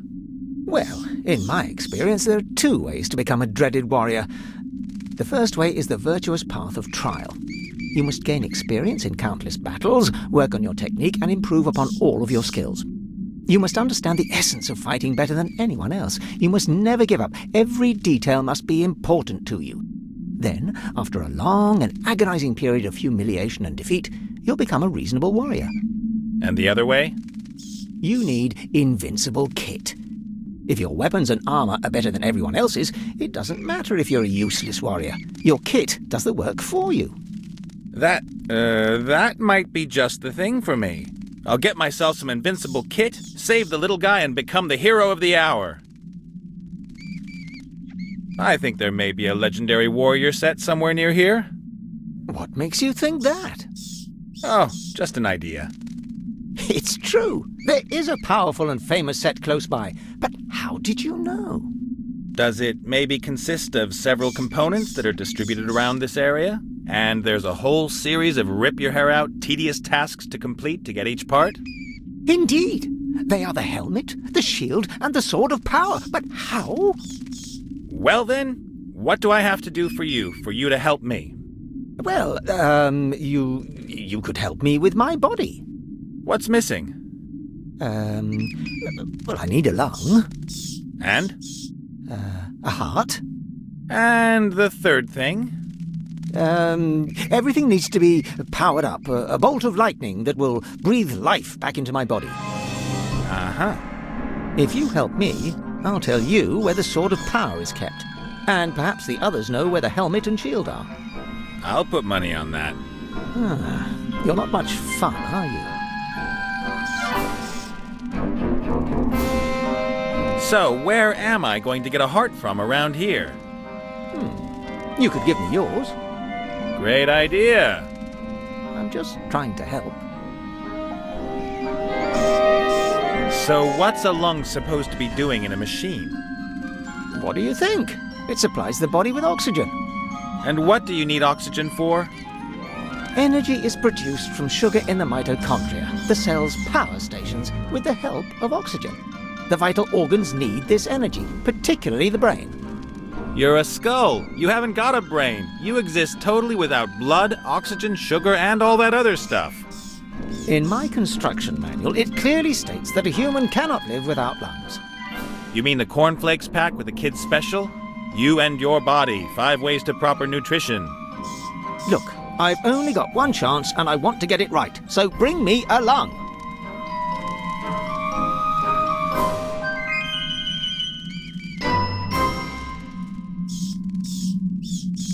So what's a lung? What do you... And what do... Energy, the vital... You're a skull. In my... You mean the... Look. I've got to get going. Breathe. Feel my heartbeat. That sort of thing. Don't let me stop you.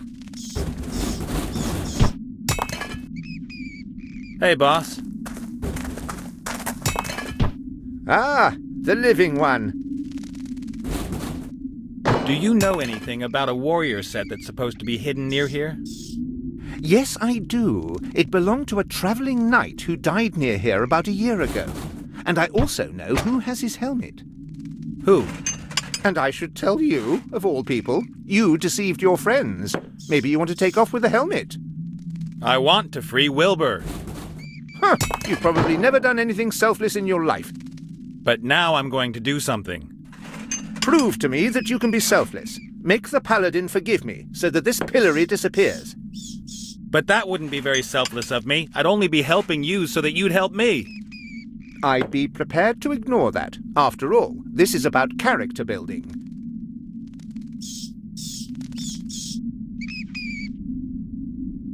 I've had a word with the paladin, and it looks like he's never going to forgive you. I didn't expect it to be easy. Honestly, me neither. What should I do? Come up with something. I have to hear him say, "I forgive you." Only then will the pillory open. I better get going. See ya. Take care, and remember, we, the undead, are your friends. Rancid-smelling, dead friends.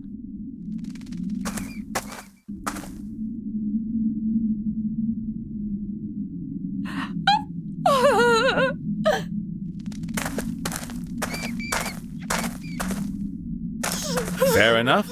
I'll tip the powder just at the edge of the Sea of Tears. Then stir it round a bit, and pretty soon we have a useful red paint.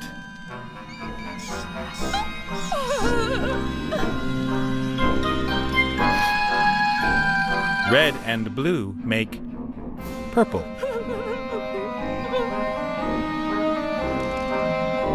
Red and yellow make orange.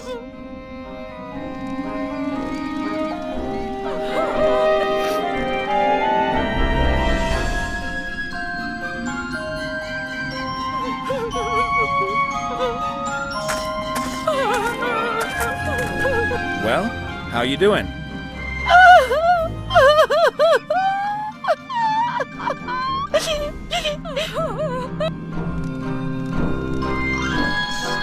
While you were doing all this mourning, did maybe a warrior set come your way?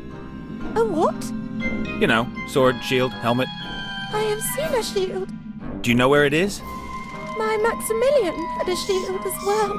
A large, shiny one, decorated with feathers over.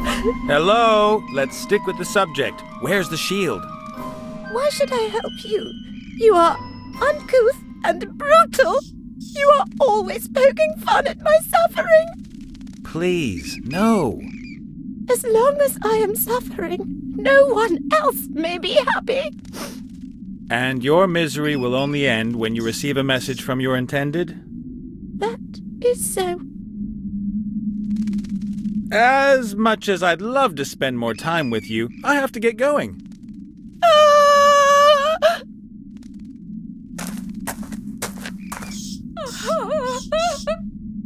Then we should send the jilted maiden a nice love letter. Right, let's do it.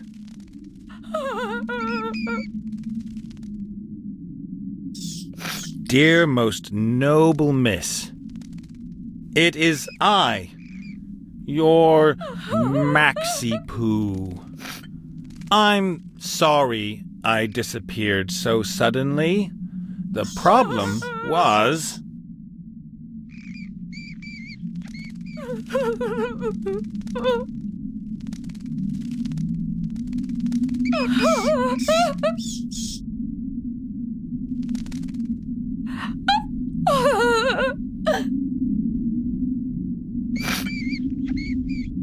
the voices. All those terrible, terrible voices. I wanted to give you a wedding fit for a queen. But then...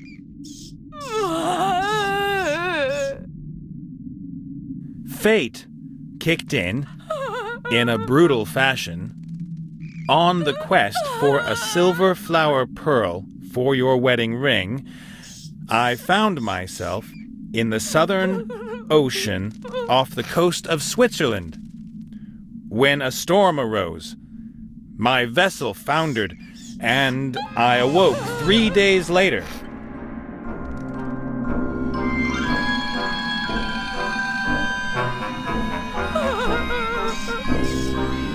Deep under the ocean, as a living, watery corpse. I've overcome many dangers and experienced some great adventures, driven by my insatiable longing for you. But I cannot come to you because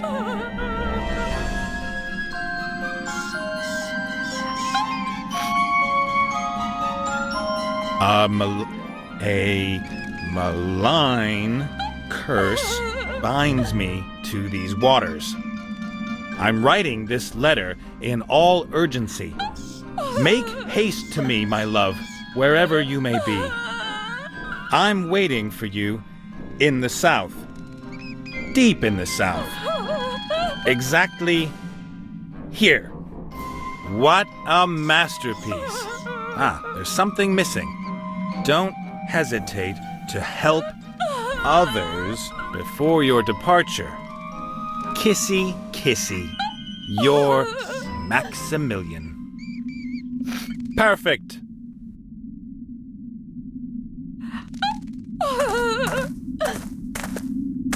Well, how you doing? You're not going to believe this. Look what I found outside. What is that? It's what you've been waiting for all this time. A letter from Maximilian. That can't be true. The letter is not sealed. Maximilian's letters were always...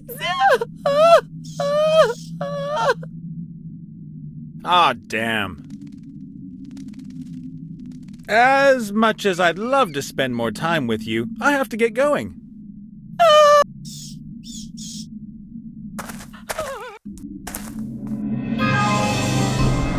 A poetic masterpiece. Sensitive, eloquent, and, whatever.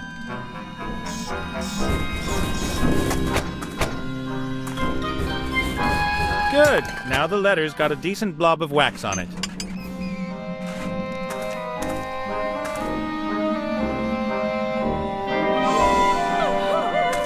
This bog lady might be a bit dumb, but she's still going to be able to spot the difference between a blob of candle wax and a seal.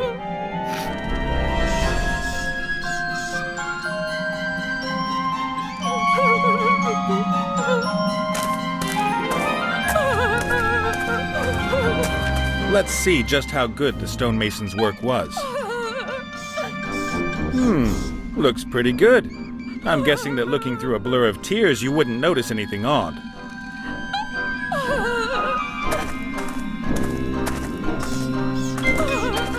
I can hardly believe it. A messenger pigeon has just delivered another letter. Really? Oh, yes. There's even a seal. Maybe you recognize it. That's his. That's his seal. The illegible handwriting, all the spelling mistakes. This letter really is from him. What's he say then?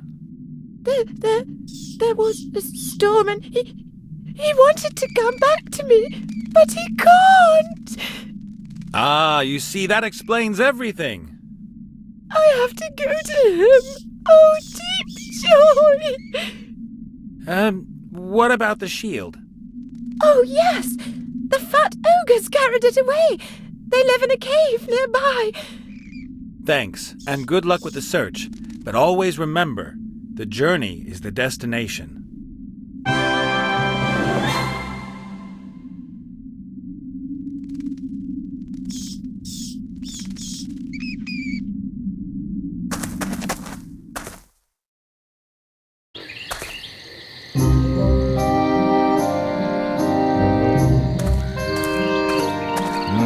Fair drop. The edges look solid. Excuse me, young sir? May I ask what it is you're hoping to find in our cave? Oh, sorry. I was looking for a public toilet, and it smelled a bit like one here. How unpleasant. Talk to Blunt about that. He's responsible for personal hygiene this week. Hungry! Food! No! And unfortunately, that's all you think about. Sir, I must ask you to leave our modest dwelling. Okay, I'll look for somewhere outside. I'm very much obliged. Many bushes and trees out there would consider themselves most happy to offer their shelter for the call that nature is making to you. Good luck in your search.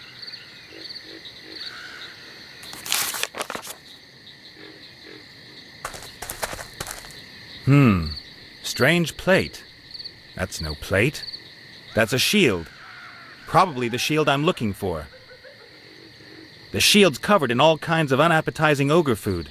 The ogres don't seem to know that they've been abusing such a valuable object.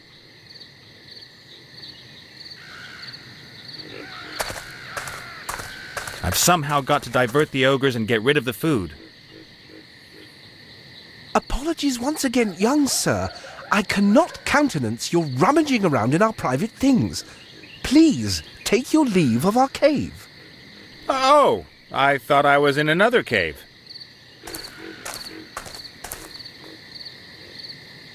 The two-headed ogre is fat, like an ogre. And he's got 2 heads. Hi there, you two. There's little human. Blout hungry. Are you a human eater? Hungry. Why, no. You will have to forgive Blout. He's very emotional when he hasn't had anything to eat for half an hour.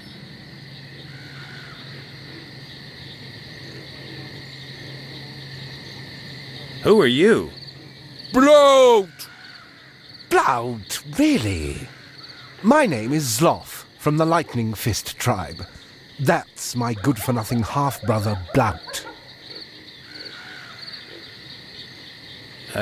Your half-brothers? Isn't that a little impossible? Not at all.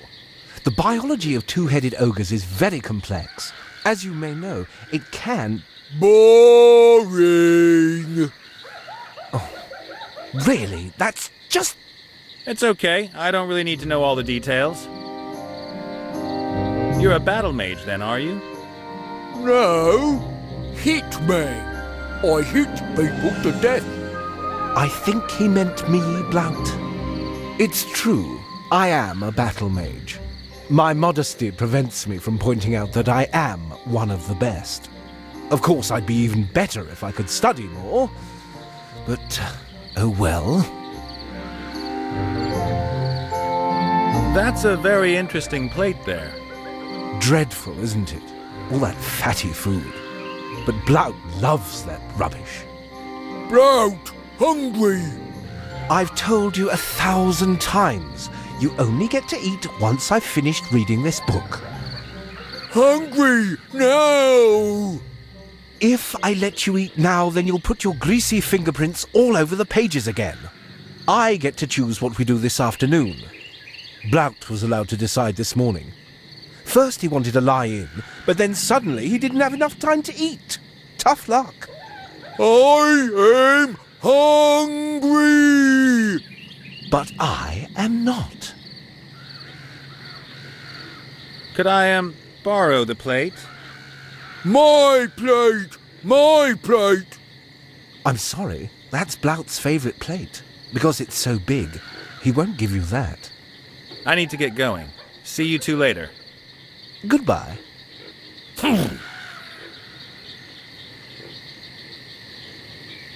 Hello, Blout. You, little human. That's right.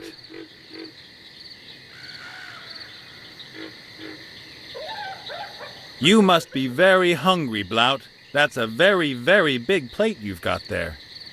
Blout, big, hungry. Why don't you ask Zloff nicely once more if you can eat what's on his plate? Zloff not let me. And Zloff make chain lightning. You mean he can defend himself? As long as he's reading that book, you can't use your hands? You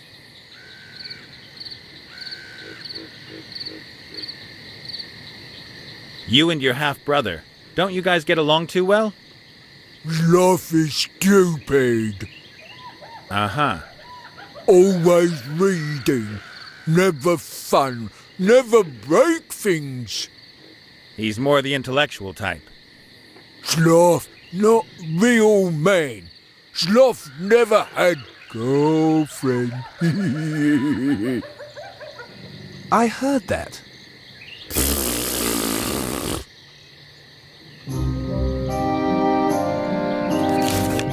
Well, you are one smart guy, Blout. Blout? Can't you get Sloth to stop reading? Sloth always reading. Till book finished. And there's nothing that stops him reading?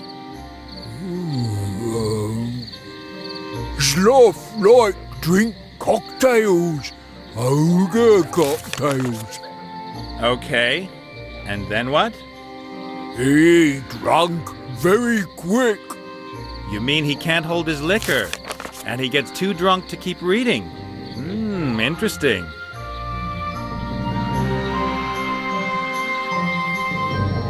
Do you get drunk fast too, Blout, like Sloth does? No. Blout drink much more than Sloth. Blout real man ogre. But you share the same body. Yeah? So? Oh, nothing. I could make you an ogre cocktail. How would you like that? Blout like beer. Yeah, I know, but the cocktail's mainly for Sloth. Why? So he gets drunk. And then? Then you can chow down on that snack there. Ooh, okay. Right. What makes a good ogre cocktail? Alcohol. Alcohol, okay. And what else? An umbrella. An ogre cocktail is made of nothing but alcohol? And umbrella. And what kind of alcohol? Wine? Vodka? Whatever. Must blow your head off.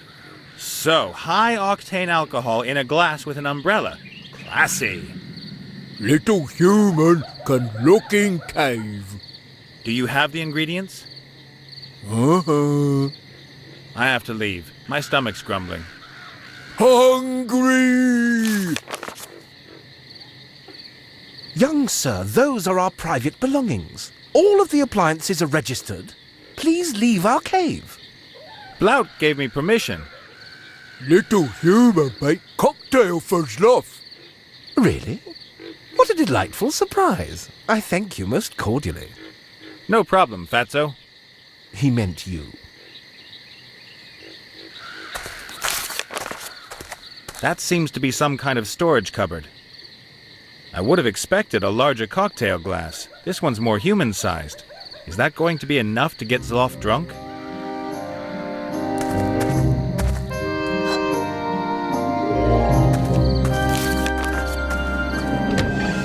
A small, colorful cocktail umbrella. Who'd have thought that there'd be a market for these here in the wildlands?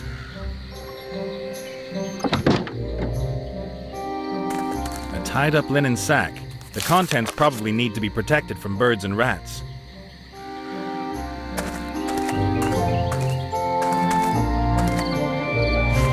The sack is full to the brim with apples.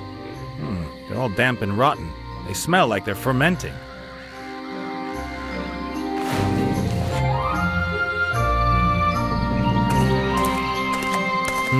Some stone flagons. Whoa, quadruple X. That's really strong. There was some high percentage stuff in there, but the flagons are all empty. I need to find alcohol somewhere else. This club is almost 1.5 meters long and probably weighs 100 weight. I wouldn't like getting one of those on my head, or anywhere else for that matter. I'll leave it here. Probably couldn't even lift it if I tried. A piece of hose, over 1 meter long and anything but clean. I don't even want to think about what the ogres might use it for.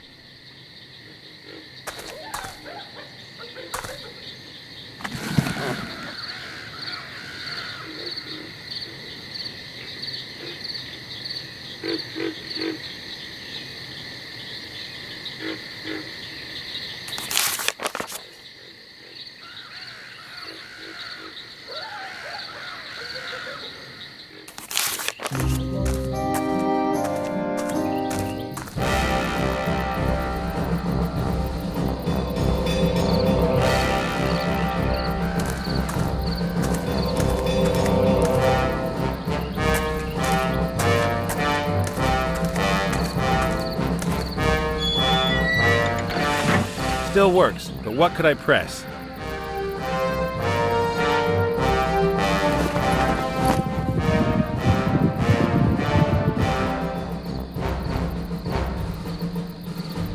So let's do it. Tasty. Fermented apple juice. But I'd better not drink it.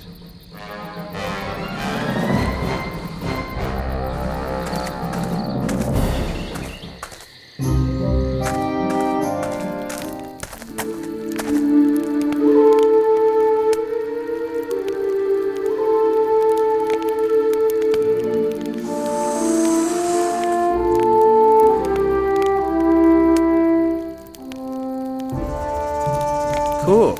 I'll smear a little glue onto the leather using the wooden chip.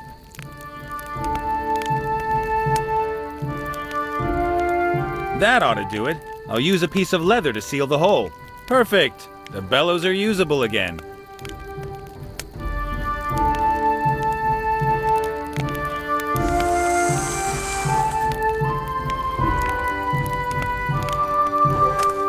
If I tipped the juice into the hot pot, then everything would turn to steam and that would be the end of my juice.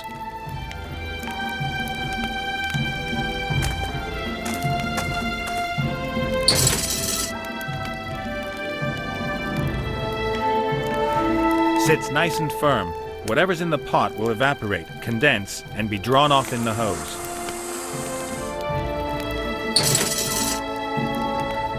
Well, okay. Something's happening. And done. The bowl has filled up with an almost clear liquid. The alcohol's not strong enough yet for an ogre cocktail, but I can distill it again.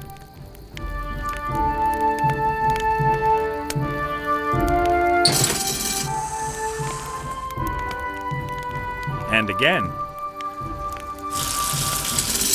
That looks a lot better already.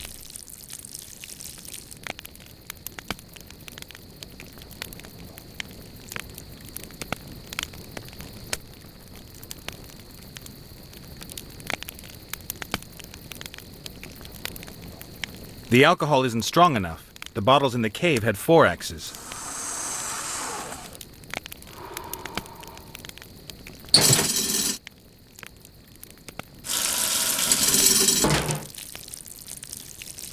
That ought to do. Better not. It won't make any more.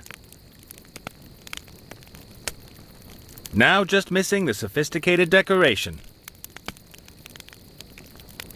High-proof alcohol and a cocktail umbrella. Voila! 1 ogre cocktail. 1 finished ogre cocktail.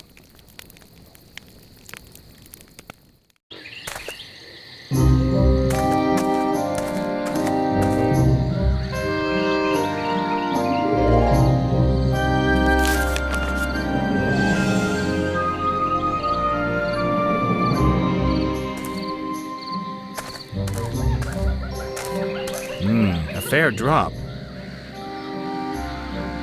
The boards must have been out in the rain for a long time. They're rotten and covered in mold. Good. I'll lay the boards over the opening of the crevice. The rotten boards won't support much weight. 1 step on them and they'll give way.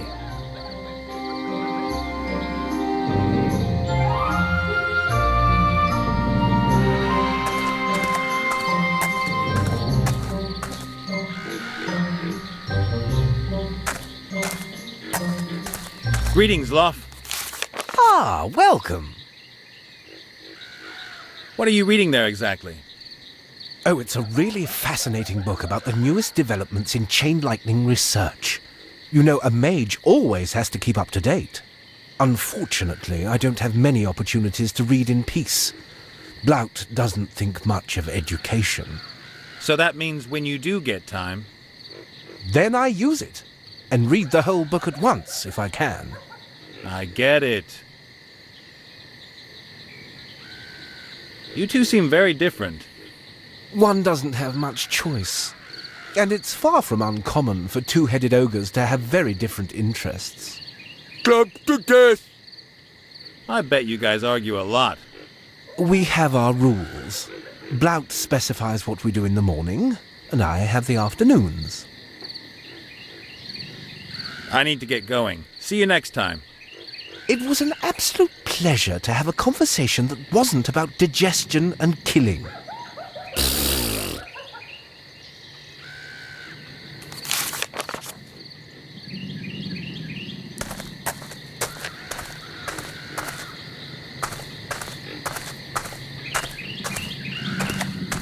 Greetings, Loff. Ah, welcome. I've got a cocktail for you, Zloff. Oh, thank you. Very nice. Wait a minute. You're trying to trick me, aren't you? Hmm? You want to get me drunk so I can't read anymore? Us? Never. But you won't get me like that. I'll just take tiny sips. Then I won't get drunk and can continue reading. Ha ha ha ha. Ah! I'm blind!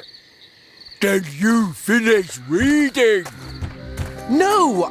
Impressive. Gross, but impressive. Brown's still hungry! What? Hungry! Brout must hunt! I'd better leave him in peace. He might not be too happy with me about the cocktail episode. Hello, Blout. You, little human! That's right. Do you think you can lend me your plate? You don't really need it right now.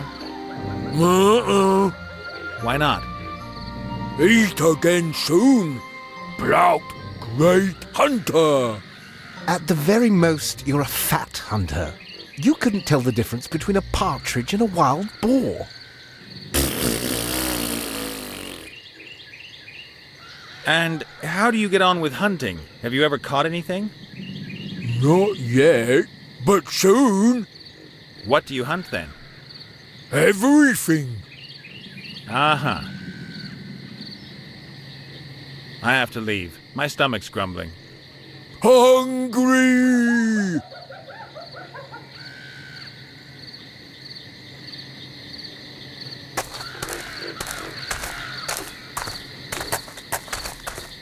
Okay then, let's try it.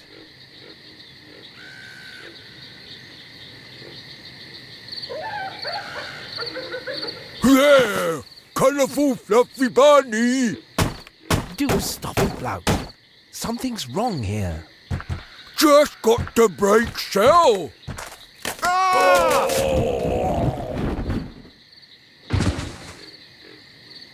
A fluffy bunny, I presume? How can anyone be so stupid? Hungry! Go into the corner and be ashamed of yourself. I'll come up with something. The way's clear.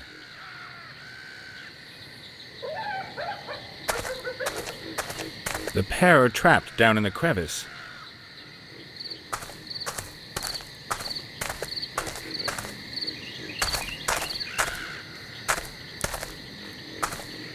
Got it at last. Finally, you got me. Ah! There! You can talk? Sure. You too? Thank you very much for getting me out of there. It's no fun swimming around in hot gravy all day. Then again, it's also no fun being constantly hit by swords and axes. I hope you're not a warrior. Me? Nah, I just want to look like one. If you only want to look like one, then that's fine. Just don't fight. The pen is mightier than the sword and hurts less.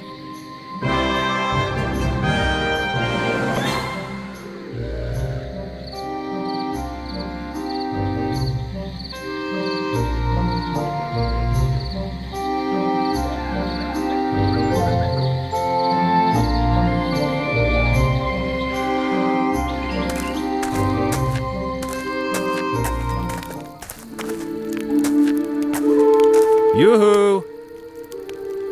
I hear you. There's this paladin and a tormented soul who he won't forgive. Isn't there any way to force the paladin to forgive him? Forgiveness should come from the heart and not be forced.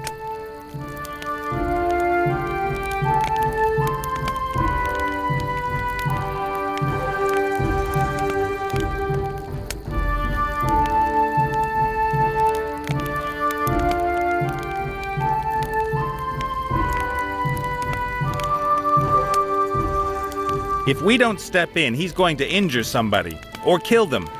He's already taken one head off. Next time somebody could get seriously hurt. That is unfortunate, but perhaps he is in the right. I cannot and will not decide this.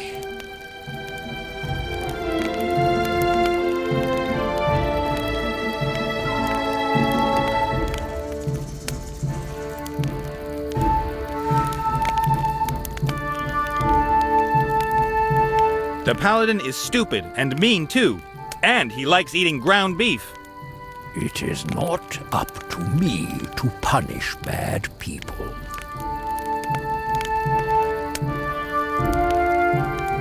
But if the paladin won't listen even once, my friend really regrets what he did.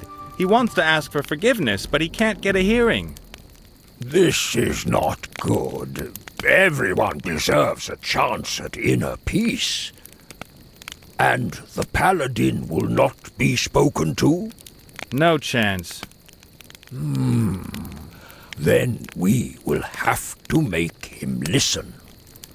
How? With a voodoo doll or something? Voodoo? That is lazy magic. Oh, I will brew a sleepwalking potion. If you drink from it first, and then the paladin drinks, you can take over his body for a short time. You can make him walk to your friend, and then he can hear his apology. Sounds like voodoo. It is not voodoo. For the potion, I need some strands of the paladin's hair, a sample of his bodily fluid, something from his forefathers, and a piece of his clothing. But I don't need a doll, and I don't need pins. Okay then. If I get the things together, will you brew me the potion? It shall be so.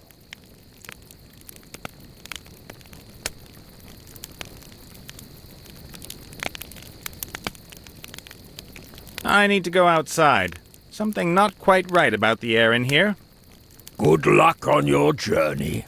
May the grass between your hooves be evergreen.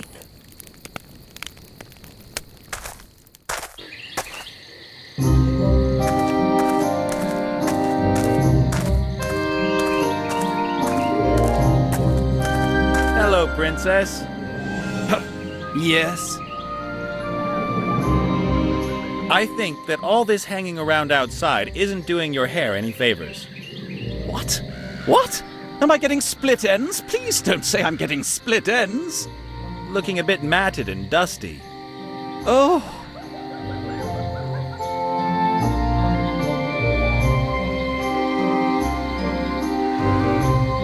Yes, it's all right now.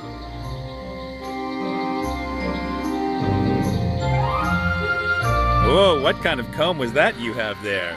Can I have a look? Yes? Why? Uh-oh. What? Do you have any idea what a comb like this can do to your hair? Split ends? Not split ends, please! Worse. You see here? All those hairs? This comb's ripping your hair out. Oh no! I always thought that was normal. Normal? How can that be normal? Just look how many hairs there are, and how few you've got left on your head. In some places you can see the scalp shining through. Ah! If I were you, I wouldn't ever use this comb again. Take it away! Take it away! Don't let it near me! Okay, good. I'll put it away. Thank you. Oh, thank you.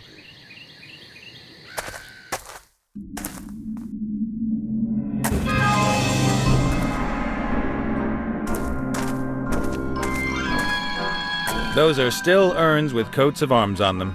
Hey, one of them's got the paladin's coat of arms on it.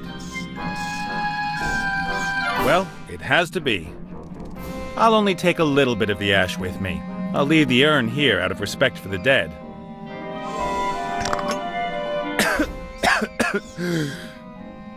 Grandpa must have been a smoker.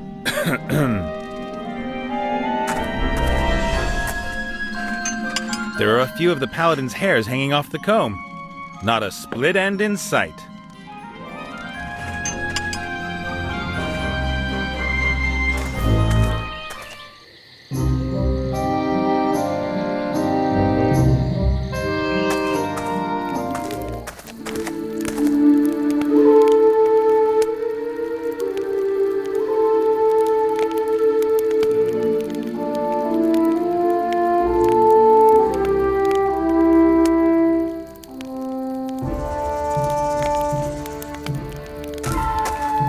Yoo-hoo!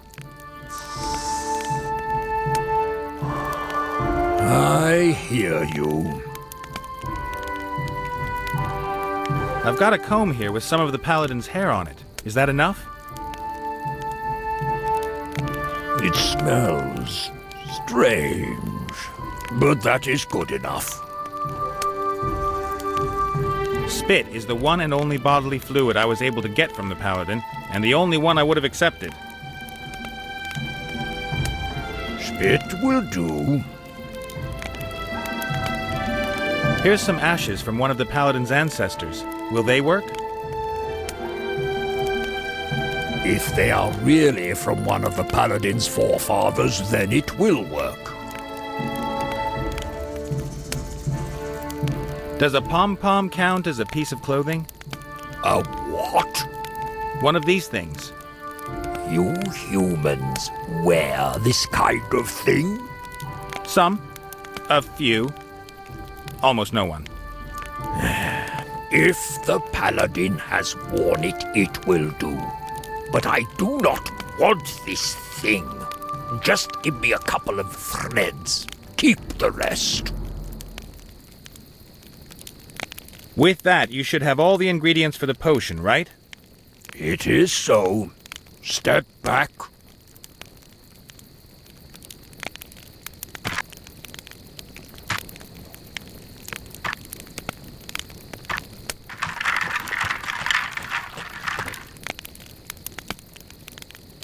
The sleepwalking potion. Thanks a million. First, you have to drink a sip. Then the paladin has to drink the rest. Paladin spit, an old pom-pom, greasy hair, and Granddaddy's remains. That just has to taste good.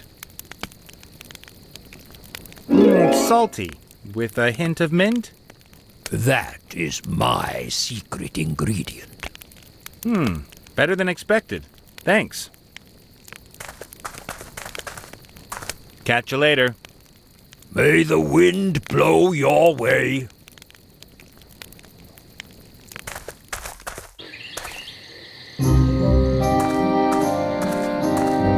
That's the sleepwalking potion. I need to get the paladin to drink it somehow.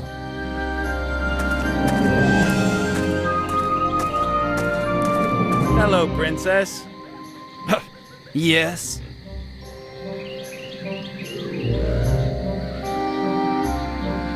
I've got the most delicious drink in the world here. You thirsty by any chance? What kind of drink is it? A newly developed mana potion. Yes? What's so new about it?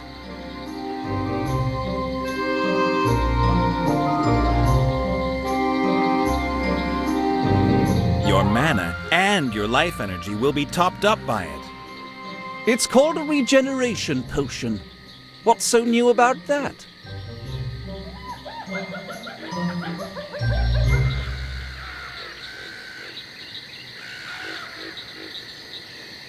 The potion has a very strong aphrodisiac effect.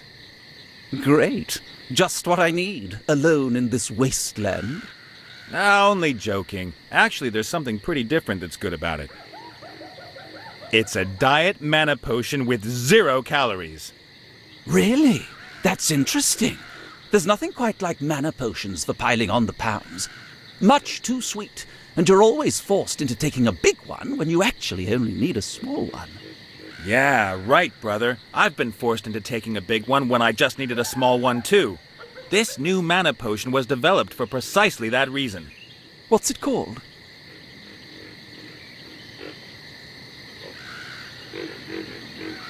Mana Max ISO Sport Drink with Extra O2.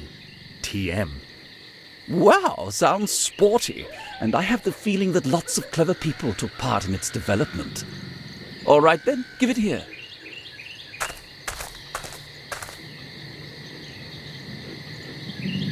Don't you want to drink it? Why? I haven't done a spell in days. My mana's full. I was thinking to myself, while I've given you the new mana potion, you might just hand me a couple of strength and protection spells. Buffs? Ugh, no, I hate this continuous buffing up. Aw, come on. You can give your new mana potion a try as well. It doesn't matter. It's got 0 calories. Oh, all right then. Which buffs do you want? SDR, SDK, SDW? I can't do that kind of thing. Oh, what the heck. I'll just give you the lot. Oh, dreadful. Thanks for the buffs. No problem. I can already feel how...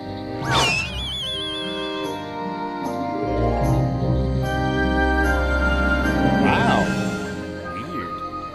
I'm him. That's freaky. And the first time I've ever worn a dress. Ooh, not bad at all. But hey, no time to lose. I don't know how long the effect of the potion's going to last, and I've still got an apology to accept. Several fashion magazines. Paladin Health, Debuffed, Skirt and Skirmish, Hammers, Epic or Chic. This season's male dresses. Ooh. Lip gloss for beginners.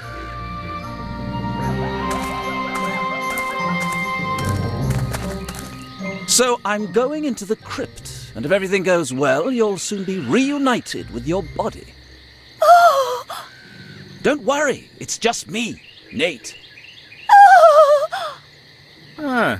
I look like the Paladin, and I'm talking like the Paladin.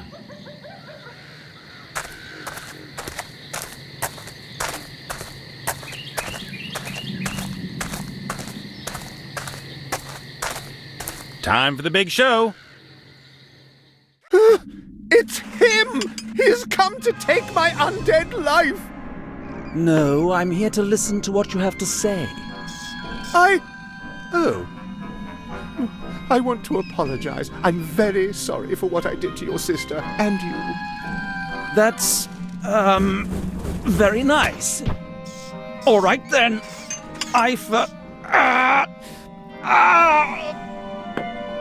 What? Forgive. You must say it!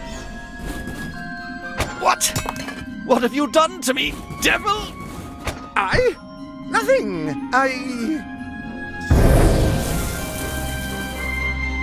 You bewitched me! Me? Well, yes.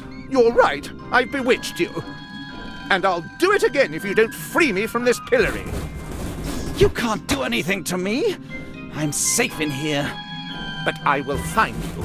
And next time I'll make you jump off a cliff. Oh? I'll make you walk into a bar and sing offensive songs with fat men.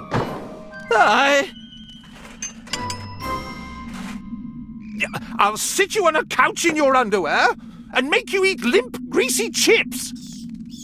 Ah! All right! You win! I forgive you!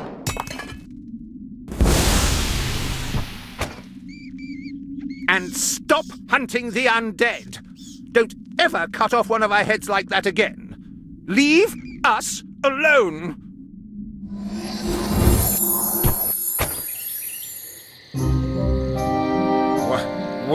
What happened?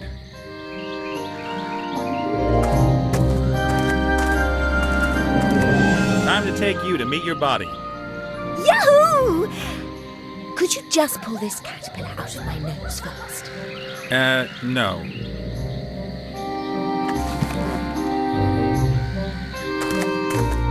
It was you, right? You're behind the Paladin's apology. You could say that. I don't know how you did it, but you've really earned your reward. Gimme 5. Later, perhaps. The helmet from the warrior set is in a mine not far from here. It's inhabited by earth pixies, strange little creatures. They took the helmet down into their mine, and it'll still be there now. Thanks very much. It was a real pleasure. Not a bad feeling helping someone else and being pleased for them, is it? You might say so.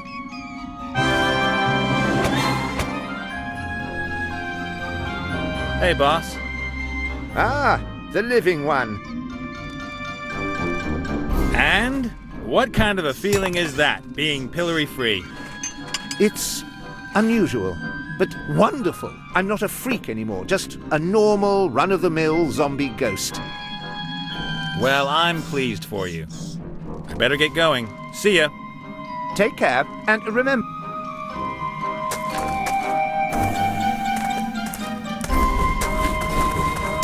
Look what I've got here.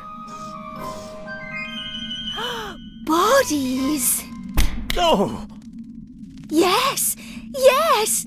A bit more! What belongs together is coming together. This is splendid! But what sort of skull was it? He's been attending to your body while you were away. That was very nice. Nice of... Oh, hello. I'm Gulliver.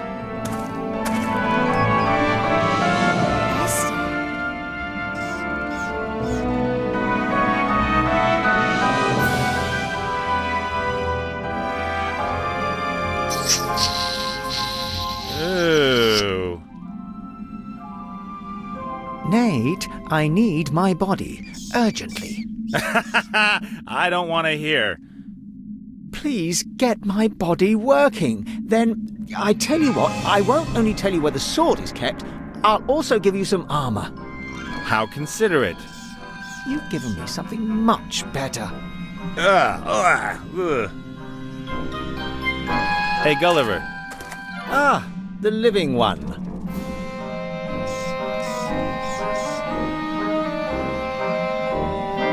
Hey, Gulliver. Time to take a deep breath.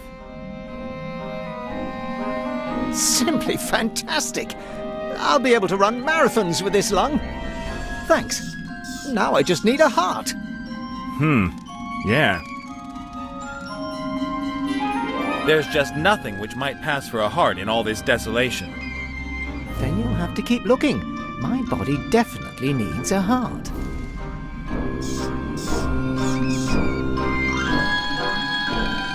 There! Oh, darling. Hello? Getting back to the basics of scientific fact, that wrinkly thing there is dead.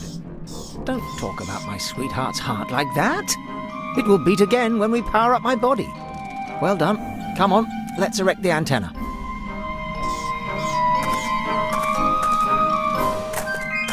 Just too bizarre.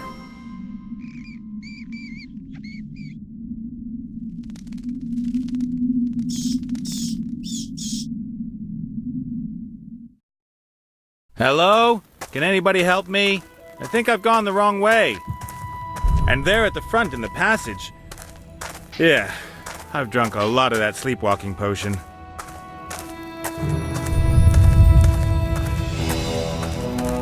Welcome to my kingdom, stranger. Whoa!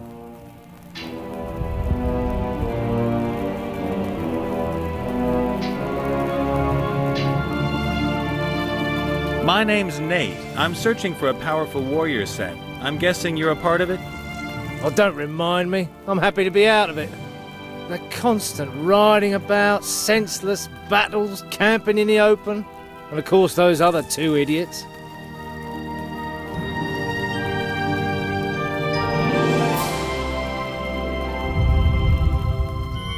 What's this here? Did the Earth Pixies build all this? Indeed. They may be thick, but they're also diligent and numerous. The mine shafts stretch for miles into the earth. The Earth Pixies dig for gemstones. They like anything shiny. How many of them are there? Thousands. One thicker and uglier than the next. What is all this here? And why do you call the mine my domain? You could call it good fortune, I suppose. These completely deranged Earth Pixies found me. They're really into glittery things and wanted to offer me to their god. That ugly thing? Careful. He's vengeful and all-powerful. At least that's what I tell these simpletons. I'm the new mouthpiece of their god, you see. I'm their prophet, because only I can hear what the deity says. What did you say? The Earth Pixies should prepare another warm oil bath for me this evening? Of course, if that is your will, your worshipfulness. So you have a nice life here at the Earth Pixies' expense? That's awful. Jealous that I got here first. Mm-hmm. But aren't you afraid they'll rumble you? Earth Pixies are very simple-natured. They'd never find out. And none of them would dare question the authority of the prophet. You mean the deity himself would have to fire you? Which I would consider pretty unlikely. So, much to my regret, I need you and the other parts of the set to be able to free the gnome. That's a good one. I'm serious. Do you think I've got a screw loose? I'm a god here. At least almost. I'm waited on hand and foot and lead the life of a crown. You don't really think I'm going to give all this up? I have to insist. Won't take long. A few hours and I'll bring you back. Hands off! God! This human has committed an act of sacrilege. He wanted to molest the deity. His worshipfulness is very angry. Throw him out! He's no longer welcome here. Don't let him come back. Spread the news. But, hang on. Hey! Ow! Are you listening? Ow! Ow! Not nice! Get off! Get off!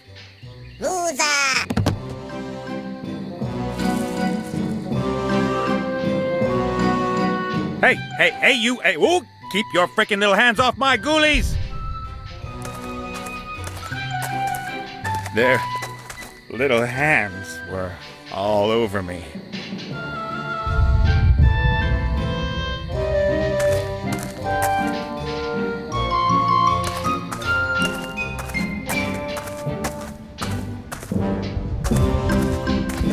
The trough is full to the brim with mountain water. This is probably where the Earth Pixies fill up with water supplies to take into the mine. The trough is full to the brim.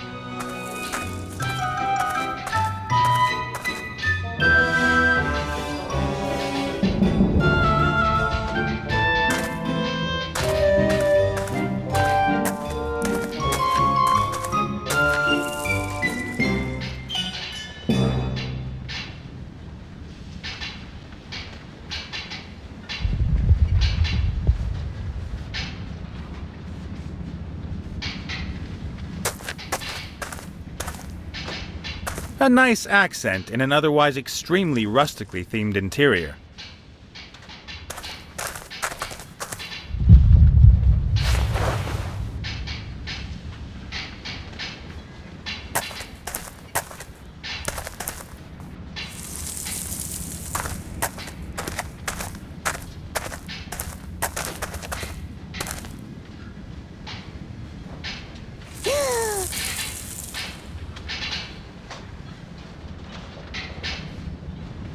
Loser!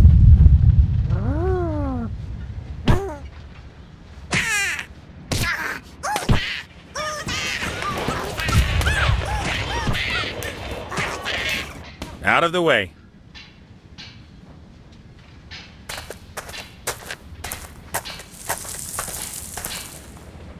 The shaft leads deep down into the mountain. There's a little glimmer of light down there. Maybe even more earth pixies.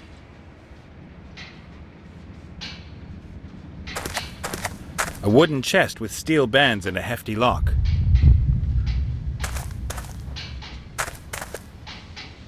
Locked.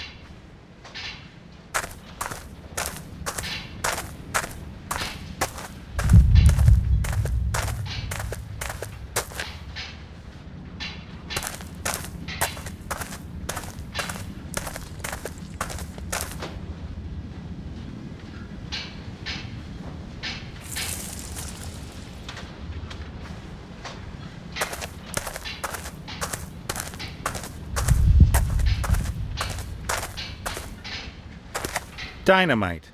You have to ask yourself how earth pixies get their hands on dynamite.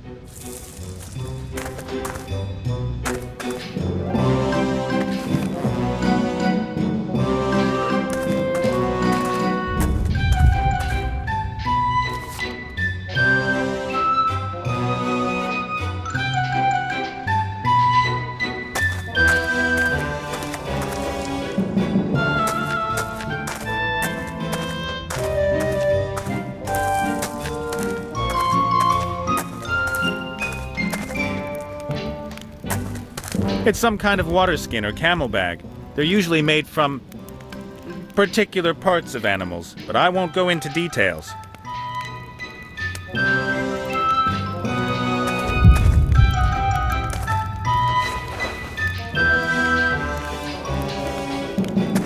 A small fire.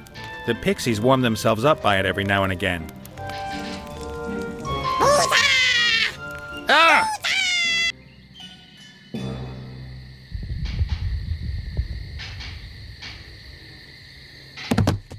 You goddamn motherfucking sons of bitches!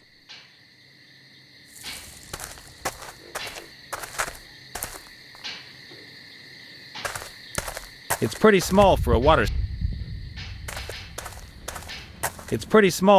skin. You wouldn't even get half a liter of water in it.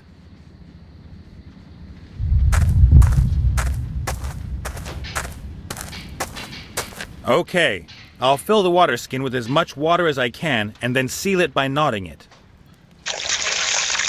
The skin is absolutely full of water. I'd better watch out it doesn't burst.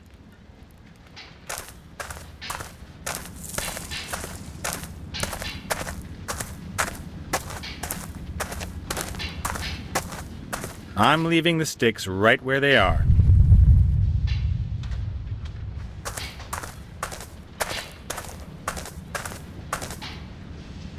It fits. There are some stones in it. Hey, the stones are pulling each other. They must be magnetic. I'll take one. I don't need any more. The stone is magnetic. It'll attract other magnets and metals. Good. I'll attach the magnetic stone to the string. Save game. Allows you to go back on rubbish decisions and lets you do things again. Wow, that sounds really good. Shame. Save game.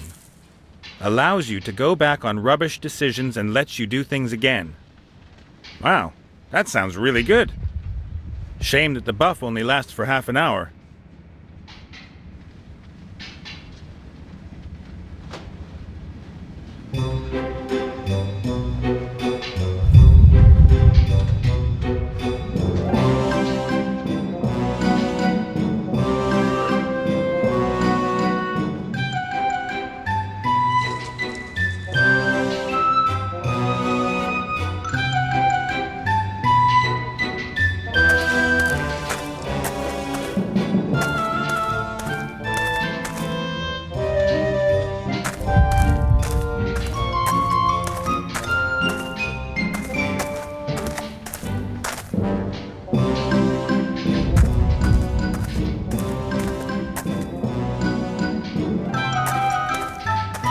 The torch is lighting up the whole passage. I can't get past there without being discovered.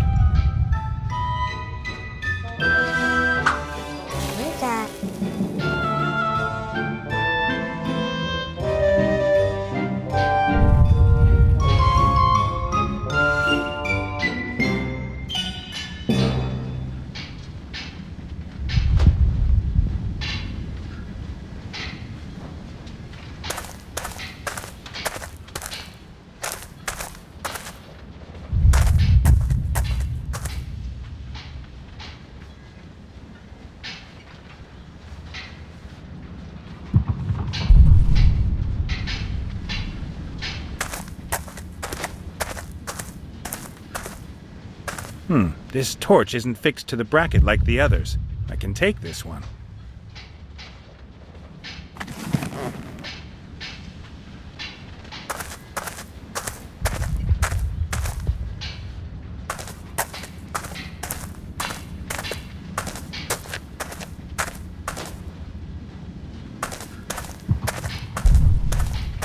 A primitive torch. It's gone.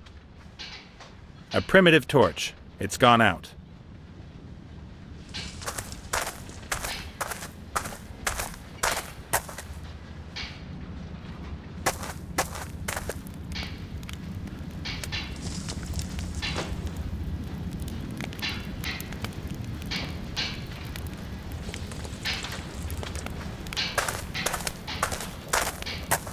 If I'm going to light the torch, I need to wait for the right moment, or else the pixies will spot me.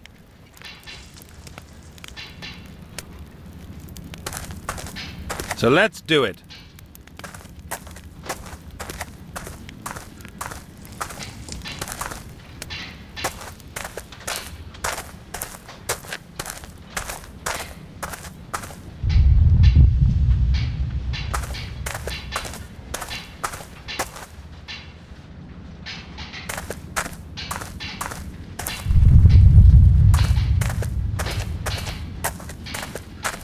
A pile of dust and stones. Maybe the earth pixies have been sieving stone to find jewels, and this is what's left. I'm leaving the sticks right where they are.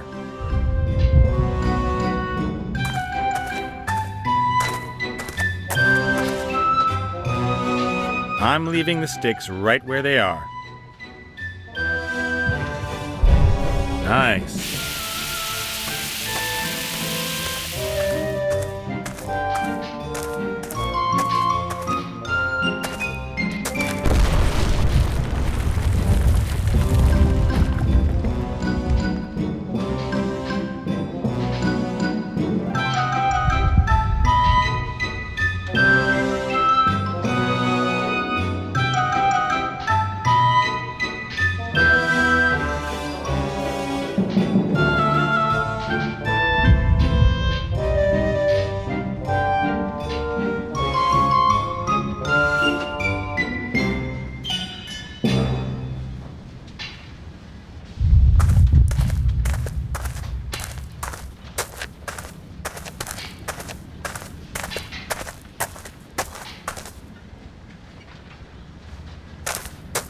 A smooth piece of wood, half a meter long. I'd say it's some kind of handle or shaft.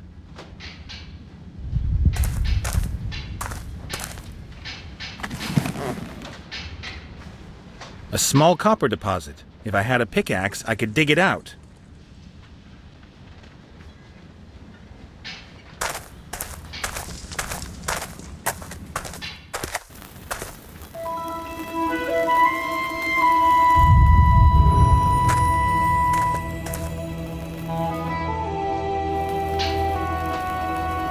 He's down there. I'm right above him, but he's too far away. I can't grab him. Nice one.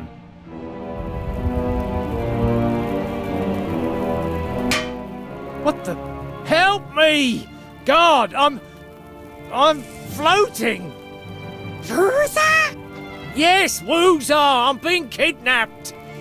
No! It is I, Woozah! This helmet has brought shame upon me. He shall be my prophet no longer. Oh, that's nonsense! Don't listen to him! He should be banished. The human who he's driven out should from now on be welcomed by us. I am the prophet! Woozah! Once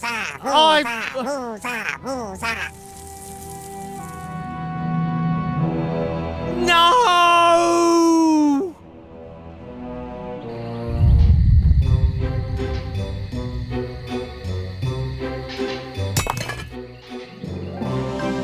Woozah has spoken.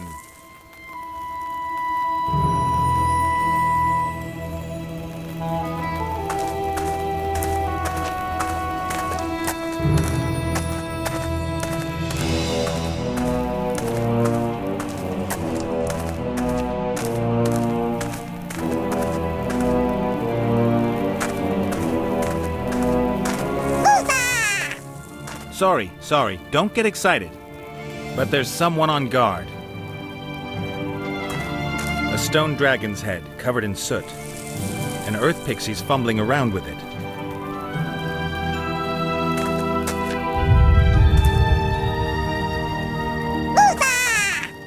Sorry, don't get excited.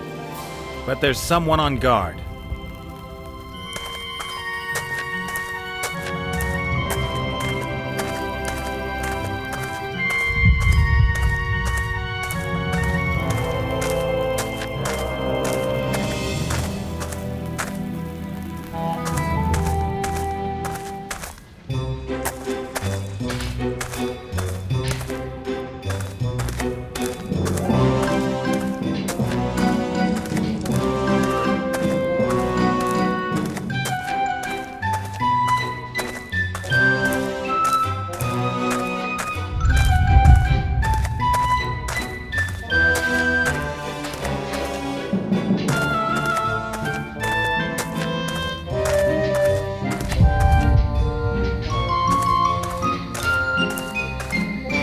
He looks a bit dustier than he did down there in the cave, but he looks like he's doing okay.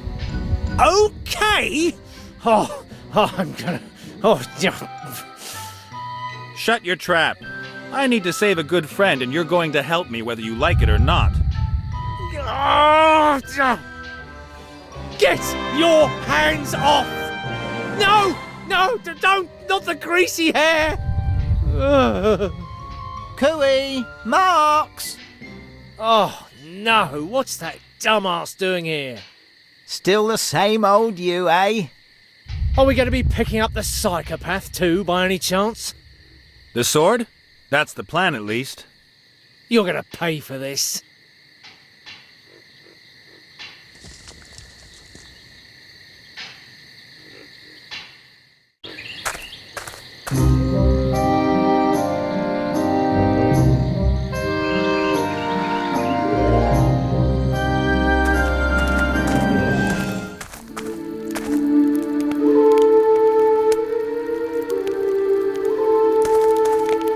Yoo-hoo! I hear you. The sleepwalking potion worked amazingly. Did he apologize? Yep. That is good. So at least one problem is solved. Yeah, but I reckon I've still got some way to go before I can free Wilbur. I am not talking about you or your friend. I am talking about important problems, unsettling problems. Oh, yeah? I am out of mushrooms. Mushrooms? The ghost mushrooms. When I smoke them, I can get in touch with my forefathers. I bet. Could you sort some out for me?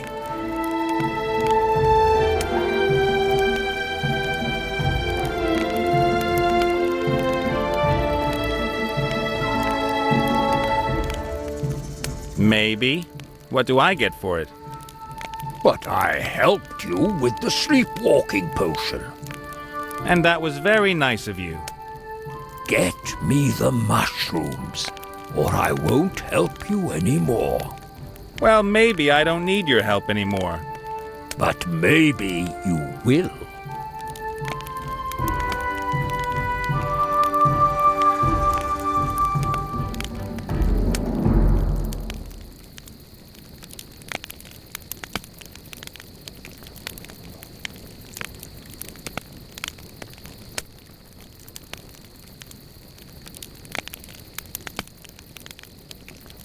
Yoo-hoo!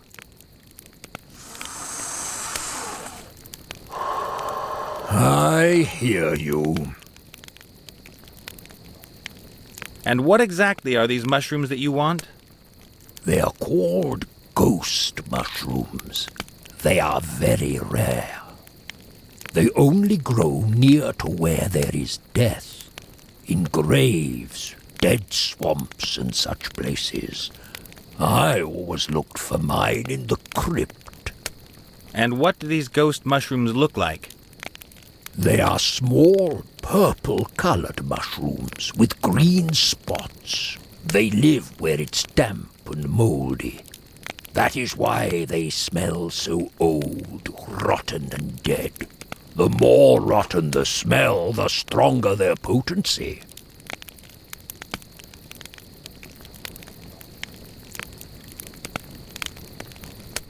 Catch you later. May the wind blow your way. Why should I paint the mushrooms?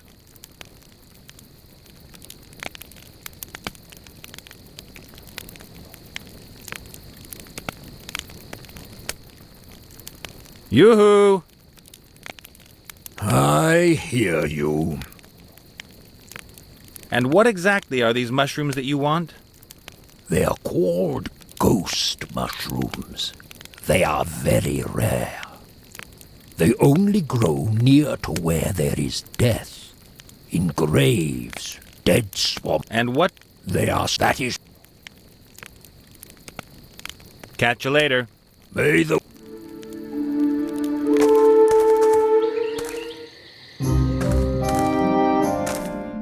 Hey, boss. Ah, the living one. Do you have the vaguest idea where I might find ghost mushrooms? You won't have any luck here, I'm sorry.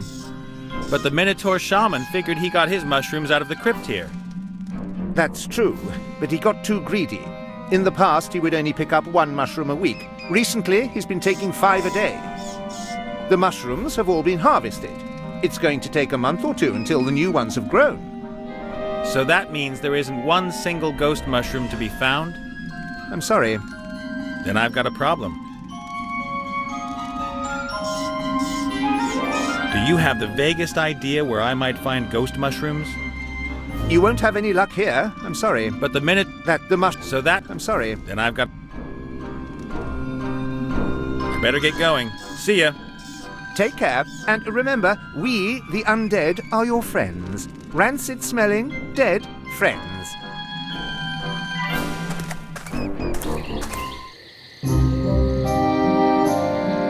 Sadly, those aren't ghost mushrooms. Ghost mushrooms are purple-colored with green spots. These ones here are white. I've painted the mushrooms completely in purple. They're not going to pass as ghost mushrooms, though. The green spots are missing, and the disgusting smell, too. Hunky-dory, and that gives me wonderful purple mushrooms with green spots.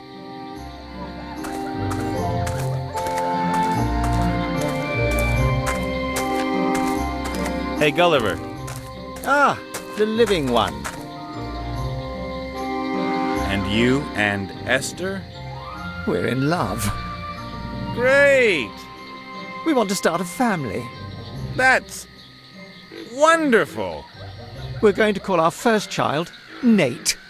Excuse me?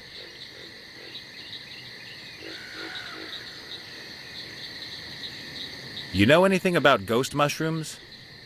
Yes, they're small purple mushrooms with green spots. The Minotaur regularly buys them from the boss. And do you know where you can find them? You'll have to ask the boss. You guys know all about unpleasant odors. Of course. Do you have any idea how I can make these mushrooms smell musty and rotten? Take a whiff of that. Oof, that'll work, thanks. You're welcome. So in your opinion, what happens now? Lightning will strike the antenna, and the electrical pulse will bring my body to life. My little honey bun is a genius. How could I have doubted it? Only it doesn't look stormy. We can wait. But Wilbur can't. Can't you just tell me where the sword is, please? I'm sorry. The bolt of lightning was clearly a part of our deal. Once it strikes, I'll help you. Yeah, okay. Couldn't be simpler. I've got to get going. Breathe. Feel my heartbeat. That sort of thing. Don't let me stop you. A metal frame, something like an antenna. The cables lead into the crypt. If I've understood Gulliver correctly, the lightning is supposed to strike the antenna and then somehow fill his body with life. No idea how. Those aren't bad ghost mushroom imitations, I'd say. They look like ghost mushrooms and smell of the cold grip of death. Well, the shaman won't be able to go off on his spirit wanderings, but maybe these will do him some good.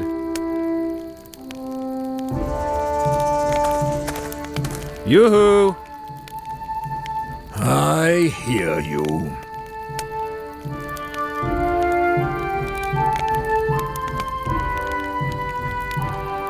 Look, ghost mushrooms.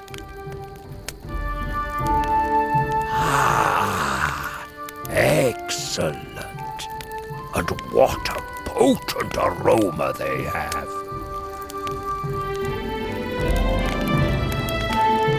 A bolt of lightning has to hit the antenna at the crypt. Can't you, as the rainmaker, sort out the appropriate weather? I can summon the rain, of course, but lightning, that's another matter. How's that, then? It's another dance. Very difficult, very strenuous. I am too old for that. Can you teach me how to do it? You have brought me the mushrooms, so I will help you. The dance steps are written here. You are welcome to try your luck. And if I get this dance right, if the gods are willing, we'll get the right kind of weather? No.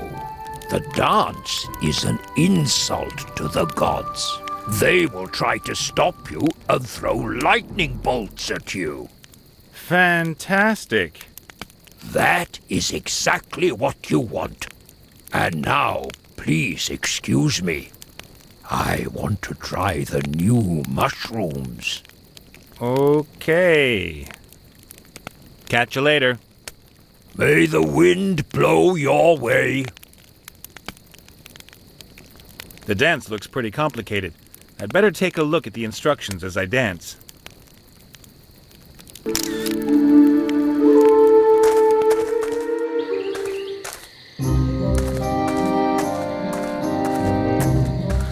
While I've still got some control of myself doing this stupid dance, I ought to at least be near the antenna.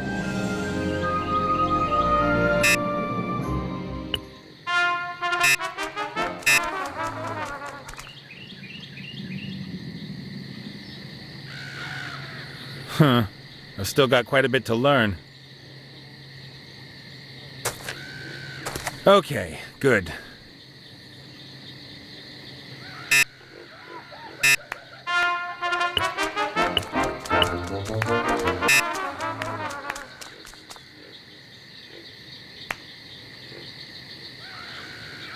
I've still got... Okay, good.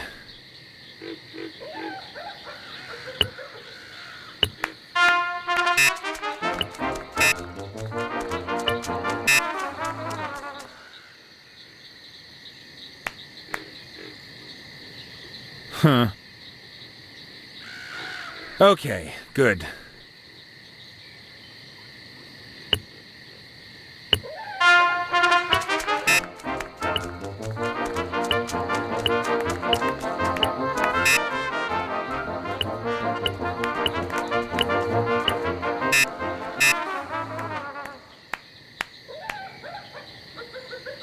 Ah, that really wasn't that bad.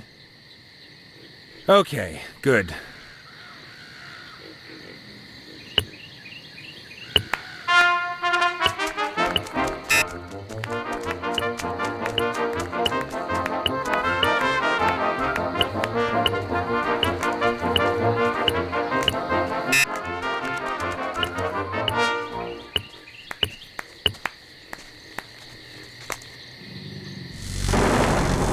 Enough! It worked! Quick, my darling. Take me to my body. It's okay. I don't need any help. Ungrateful zombie horde.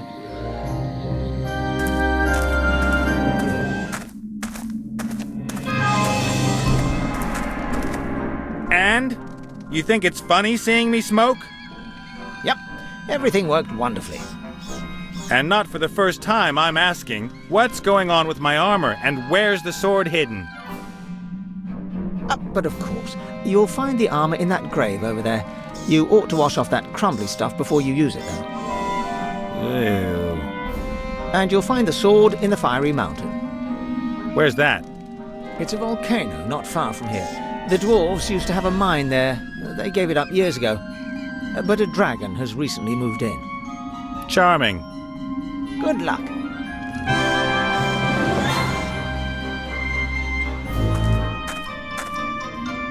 Let's just hope that there really is some usable armor in there. Hey! Armor! And bits of the previous owner. Before I put it on, I'll polish it. And clean the nastiest bits off it.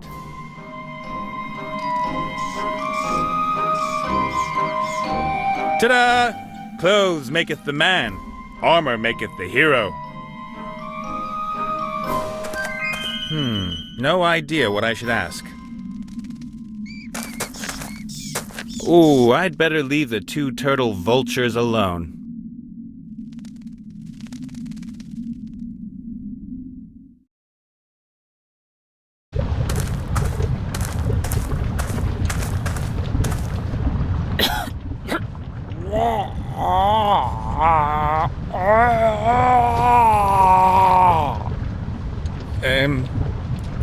Okay.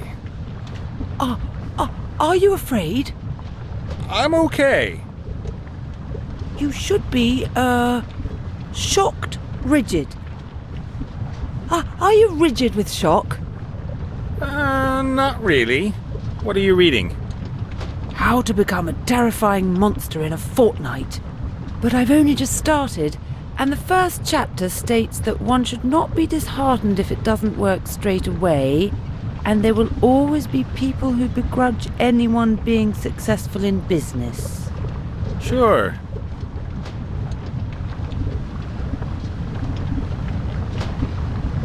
Hello, gorgeous. Yes? You want to become a fearsome monster? Why? And who are you, after all? I am a misunderstood woman in the prime of her life. Uh-oh. I have served as a transport dragon for years, but I handed in my notice yesterday. There are limits, you know. Did somebody cop a feel? They shouted at me only because I lost a load. It was all because of this elf. I should be grateful to her. I can at last strive to reach my full potential and embark on a new career in the second half of my life. As a terror-inducing monster? Yeah, a traditional image for dragons. Men always achieve it. But why shouldn't a woman manage it too?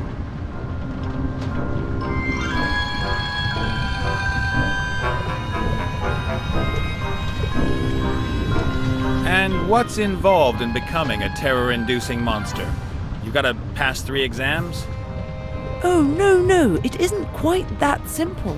There is a complicated 10-step plan. I have to develop myself in the most diverse areas and will have to build up my terror potential step by step. But it is all so complicated. I am meant to eat maidens, but I'm a vegetarian. And I've never spewed fire. I don't have a hoard of gold, and I don't know how to crack open knight's armor. Yeah, and you're not so hot at bellowing. I know, but at least I've found a reasonable dragon's den, have I not? What kind of a place is this? My dragon's den? Well, yeah, but what was it before? Those machines over there look pretty ancient. The dwarves built them centuries ago. They dug for rare metals in the volcano here and crafted several mighty weapons. And then the terror rained down on them. A mighty, rose-coloured dragon drove them away. Hurrah! Uh-huh. Do you like the story? I am working on my own legend. Every terror-inducing monster surrounds itself with a web of myths and legends. I'm looking for a magic sword that's supposed to be hidden here in this mountain. You got any idea where it is? Yes. Yeah? Where then? Oh, yeah, shouldn't... Well, you are somewhat similar to a warrior, and I am a dragon. Shouldn't we fight or something? Who says so? Chapter 5. Overzealous heroes, or when supper comes knocking at your door.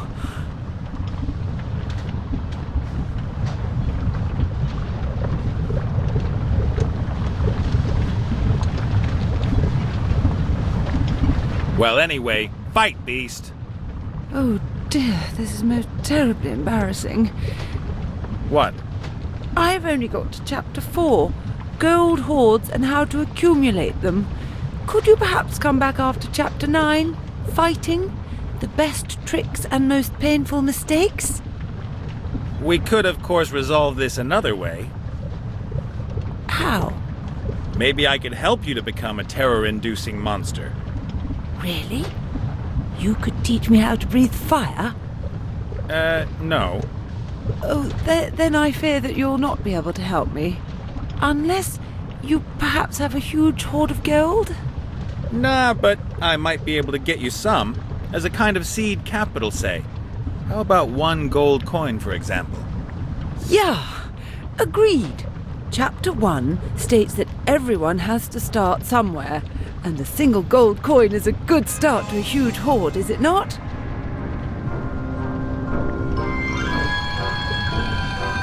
About the sword, what was the problem? You were going to get me the first gold coin for my huge hoard? Ah, that's right. I gotta get going. Happy practicing. Of course, of course.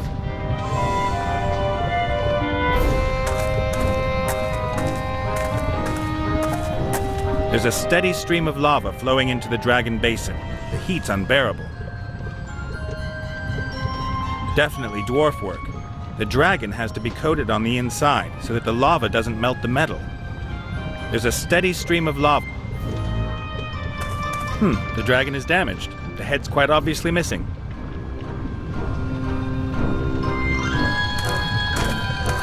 A stone bowl. The inside of it is black and sooty.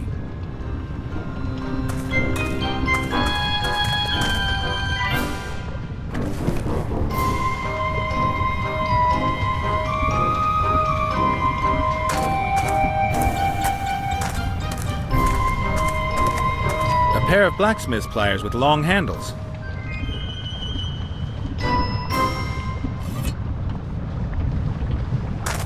A hammer. One side of the head is rounded. This sort of thing is used by a blacksmith.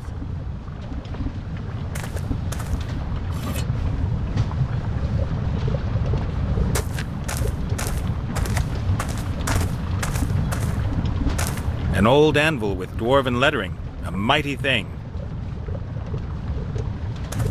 The trough is full of water. The smiths probably used it to cool their work. The trough is full of water. A huge furnace. Looks to me like they used to smelt metal in it. I think this is a coin press. You pour gold, silver, or mithril into the opening and use this stamp to press the engraving into the coin. A row of strange stones. They're really smooth and slightly glittery. They probably come from deep inside the mountain.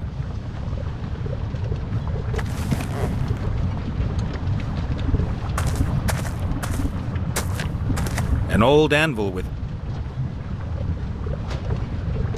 a smooth stone about the...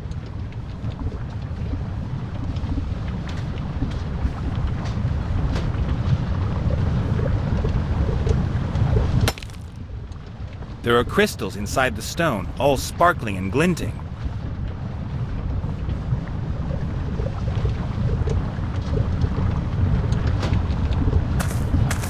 If there was metal in the mold, I could stamp a coin, provided that the wheel still turns after all these years.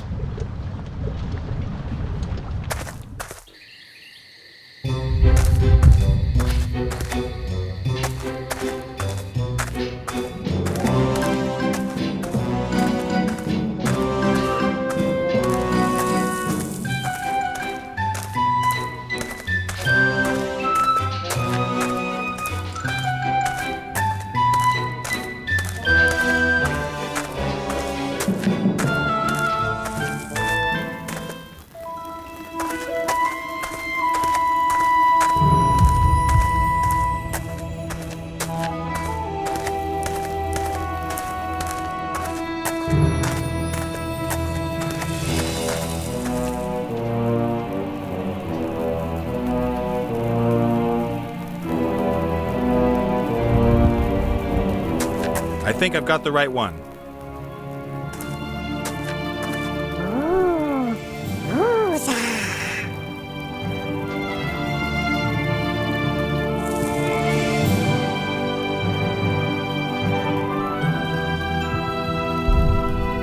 And so, I think you now belong to me. That ugly little guy is the Earth Pixie's deity. He'll have the say around here again since I've taken the helmet away. Pretend to be a deity, how could you? A shameful sin, and Woozar will punish you. The big stones stand out, but maybe I can take a few of the small gold nuggets unnoticed. Theft! Get him! The human has stolen some gold! So they can't hear you anymore? So when you're sitting on top of my head, only I can hear you, right? Wow. What a bummer. Don't celebrate too much. I'm planning an opera for this evening. Wagner's Ring.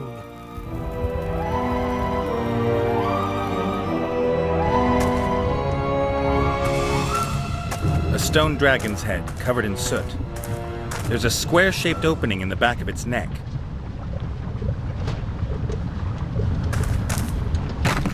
That's done it. The head fits perfectly.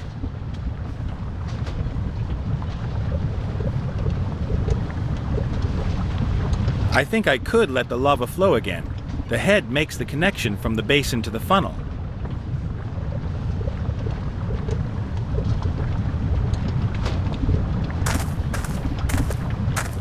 The furnace isn't going to smelt any metal as long as it's at room temperature, unless you poured frozen quicksilver into it.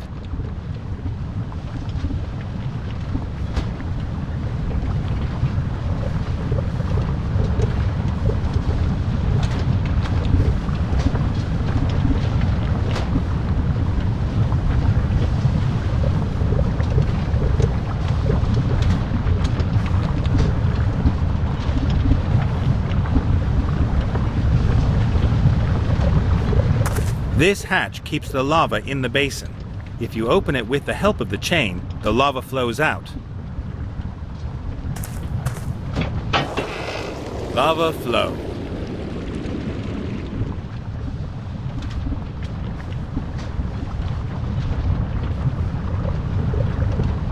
The gold nuggets are in the stone bowl.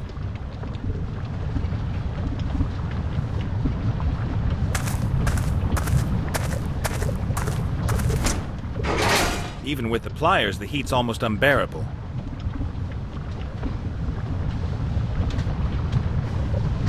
The furnace is so hot you can hardly get near it.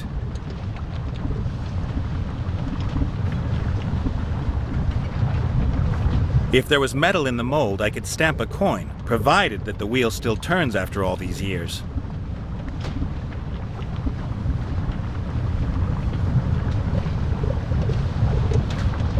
The nuggets have melted in the furnace. A small golden pool has formed in the bowl.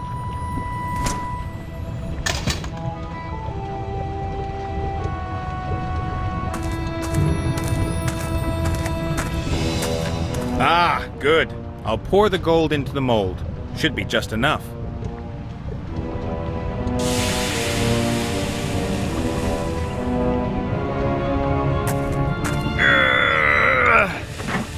A superb gold coin with a vicious-looking dwarf on it. It's still hot. A wonderful homemade gold coin.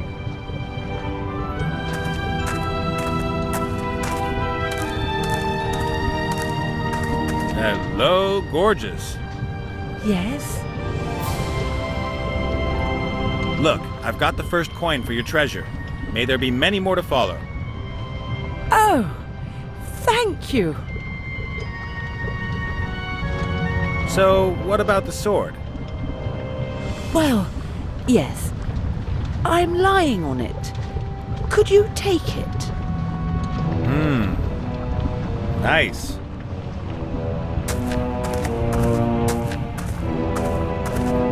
Where is it exactly? A bit further down, I think. Yes, there it is. That's the head off a pickaxe. Just a bit further. Ah, great.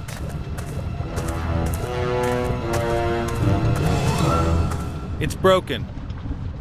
What? It's snapped under your weight.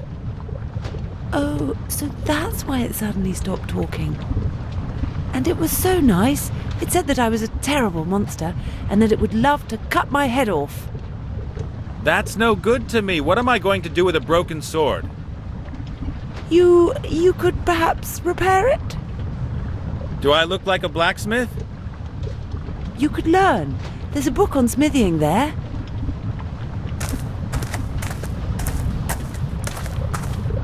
Zero to weaponsmith in 14 days. That's too long. I don't have 14 days. Then you'll have to read faster. You'll find everything you need here. An anvil, fire, instructions. I gotta get going. Happy practicing. Of course, of course.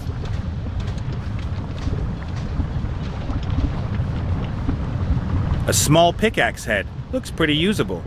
All that's missing is the shaft. Fits perfectly. The dragon has broken the sword. Could be difficult to mend a magic sword, but I'm not going to get into the orc's camp without it.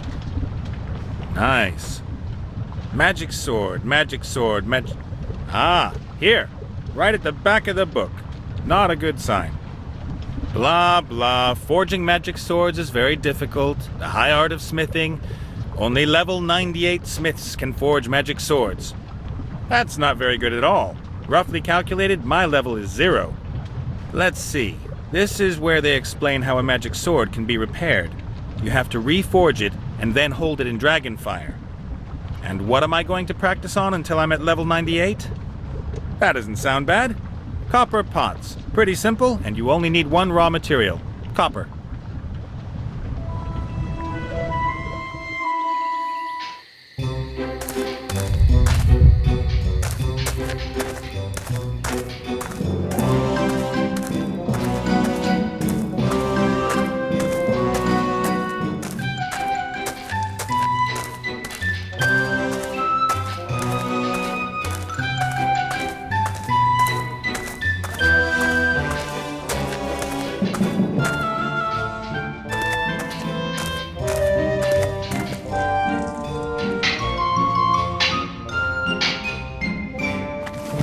I've got 3 pieces of copper-bearing ore.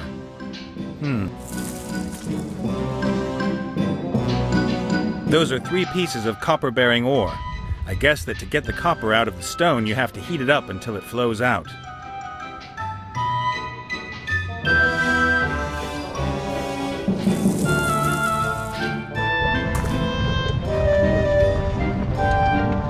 I'll put in as many stones as possible.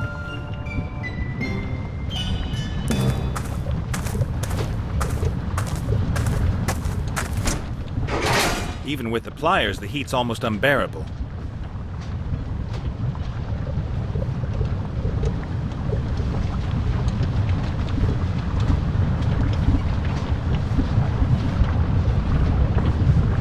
The copper's melted and run out of the stones. I wouldn't have thought there would be so much.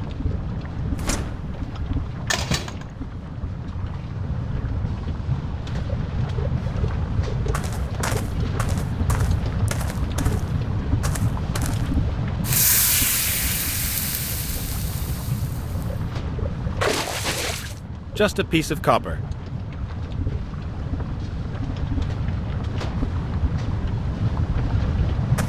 The copper is still hot, but it'll slowly harden. Let's give it a go then.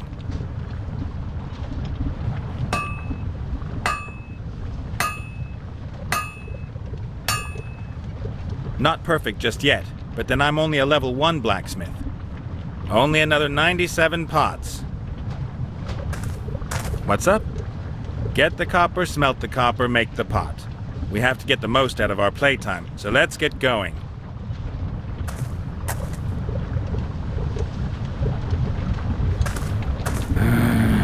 Well, okay. I'll do it on my own.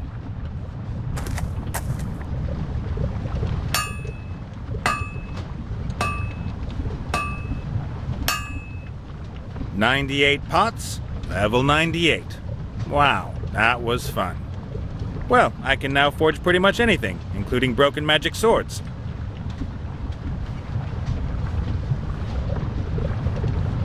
Ah, good.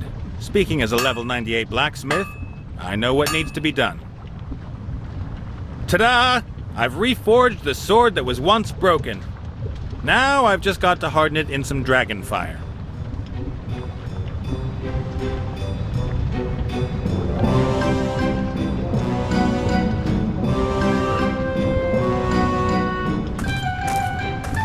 Hello, gorgeous. Yes? The sword needs to be tempered in dragon fire. Would you do the honors? Oh, that isn't going to be easy. I've never breathed fire before. And here's me thinking you're a dragon. I am. But in order to spew fire, one has to be mad with anger. That is the normal state of mind for most dragons, is it not? But I don't really do anger. I did a lot of autogenic training and yoga in the past.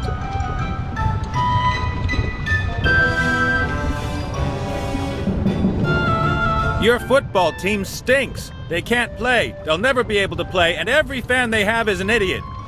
What is football? It's when you have a ball and... oh, forget it.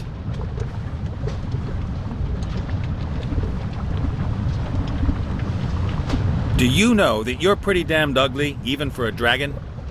You mean monstrously ugly and terrifying? Thank you. You're really, really dumb. Why do you say that? Because it's a fact. But it isn't true. I've always been an avid reader. Didn't do much for you. I've never met such a thicko dragon before. Hey, that's not very nice. But one thing should be obvious to you at least.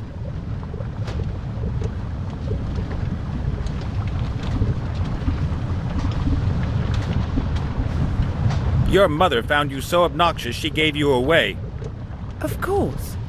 That's what dragons do. Have you ever had anything to do with dragon children? You definitely do not want those around. 4 words. Burning, poisonous, oozing excrement.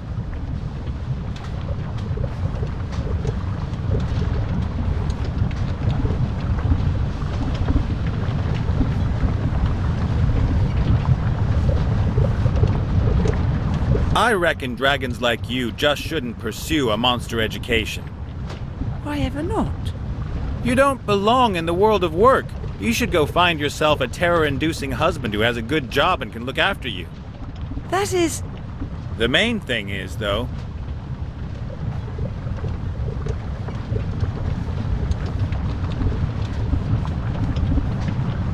But you could help me out, sweetheart. My shirt could use a wash and an iron.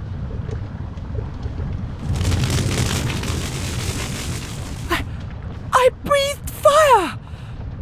Good for both of us. I was so angry that I... Thank you.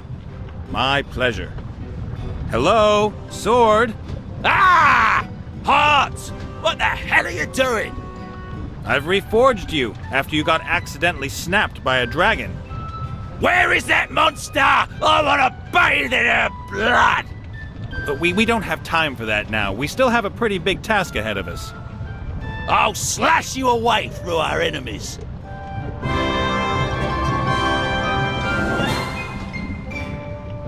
Oh, Vladdy, not more fighting. I recognise your spineless blubbering. And I recognise your brainless aggression. Oh, great. That smart ass is here too. Now quiet, please. Let's get with the program. Let's split skulls. Yeah! Or not!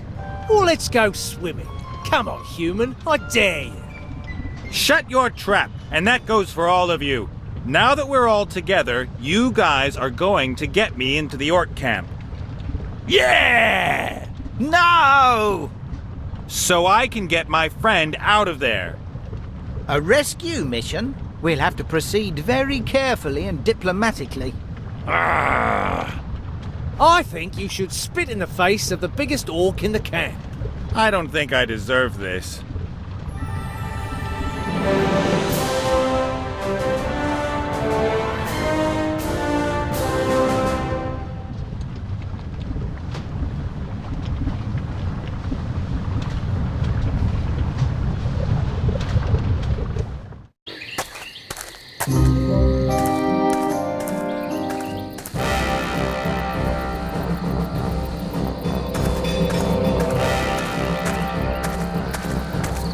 Hello, chieftain. Greetings, human.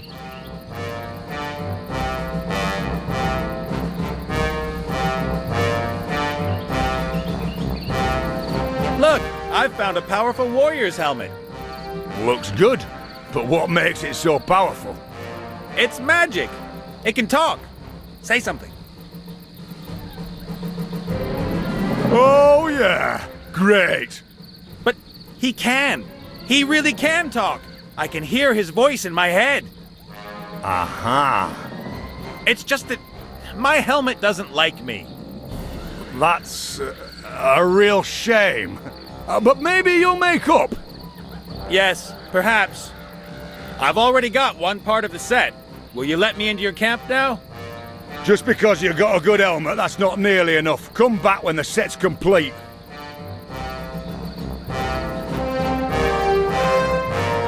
Have a look at this shield. Isn't it great?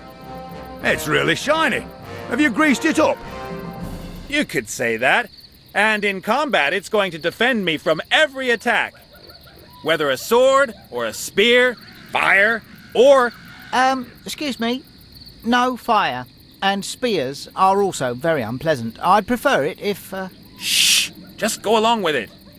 Whether fire, poison, or axes... Oh... My powerful shield and I will stand fast. We'll see, human. Now really, with two parts of the set, you've got to let me into your camp. No. If I'm not mistaken, the warrior set is made up of 3 pieces. And believe me, you're gonna need every single one of them. Look! I'm carrying the Sword of Power. What are you gonna do with bread knife? Bread knife? Wretched green skin, step forward, shield and sword shall shatter, your blood shall flow. I'll cleave your ugly skull. Whoa, calm down. We don't want to... Hey, I like your sword. I must apologize. That's a good sword. The best. You're okay. I've got the whole warrior set of power. Now open the gate. You are a very well-equipped little human. Your kit may compensate for your lack of talent, ability, and competence. Thanks. Most people wouldn't take that as a compliment. I just want to get into the camp, win your stupid contest, and free Willy. You have little pride, human, but perhaps some courage. Or is that stupidity? Enter! I just hope Wilbur's going to reward me for what I'm doing here. And as soon as I've freed him, we still need to go look for Ivo and Critter. I hope they're doing okay.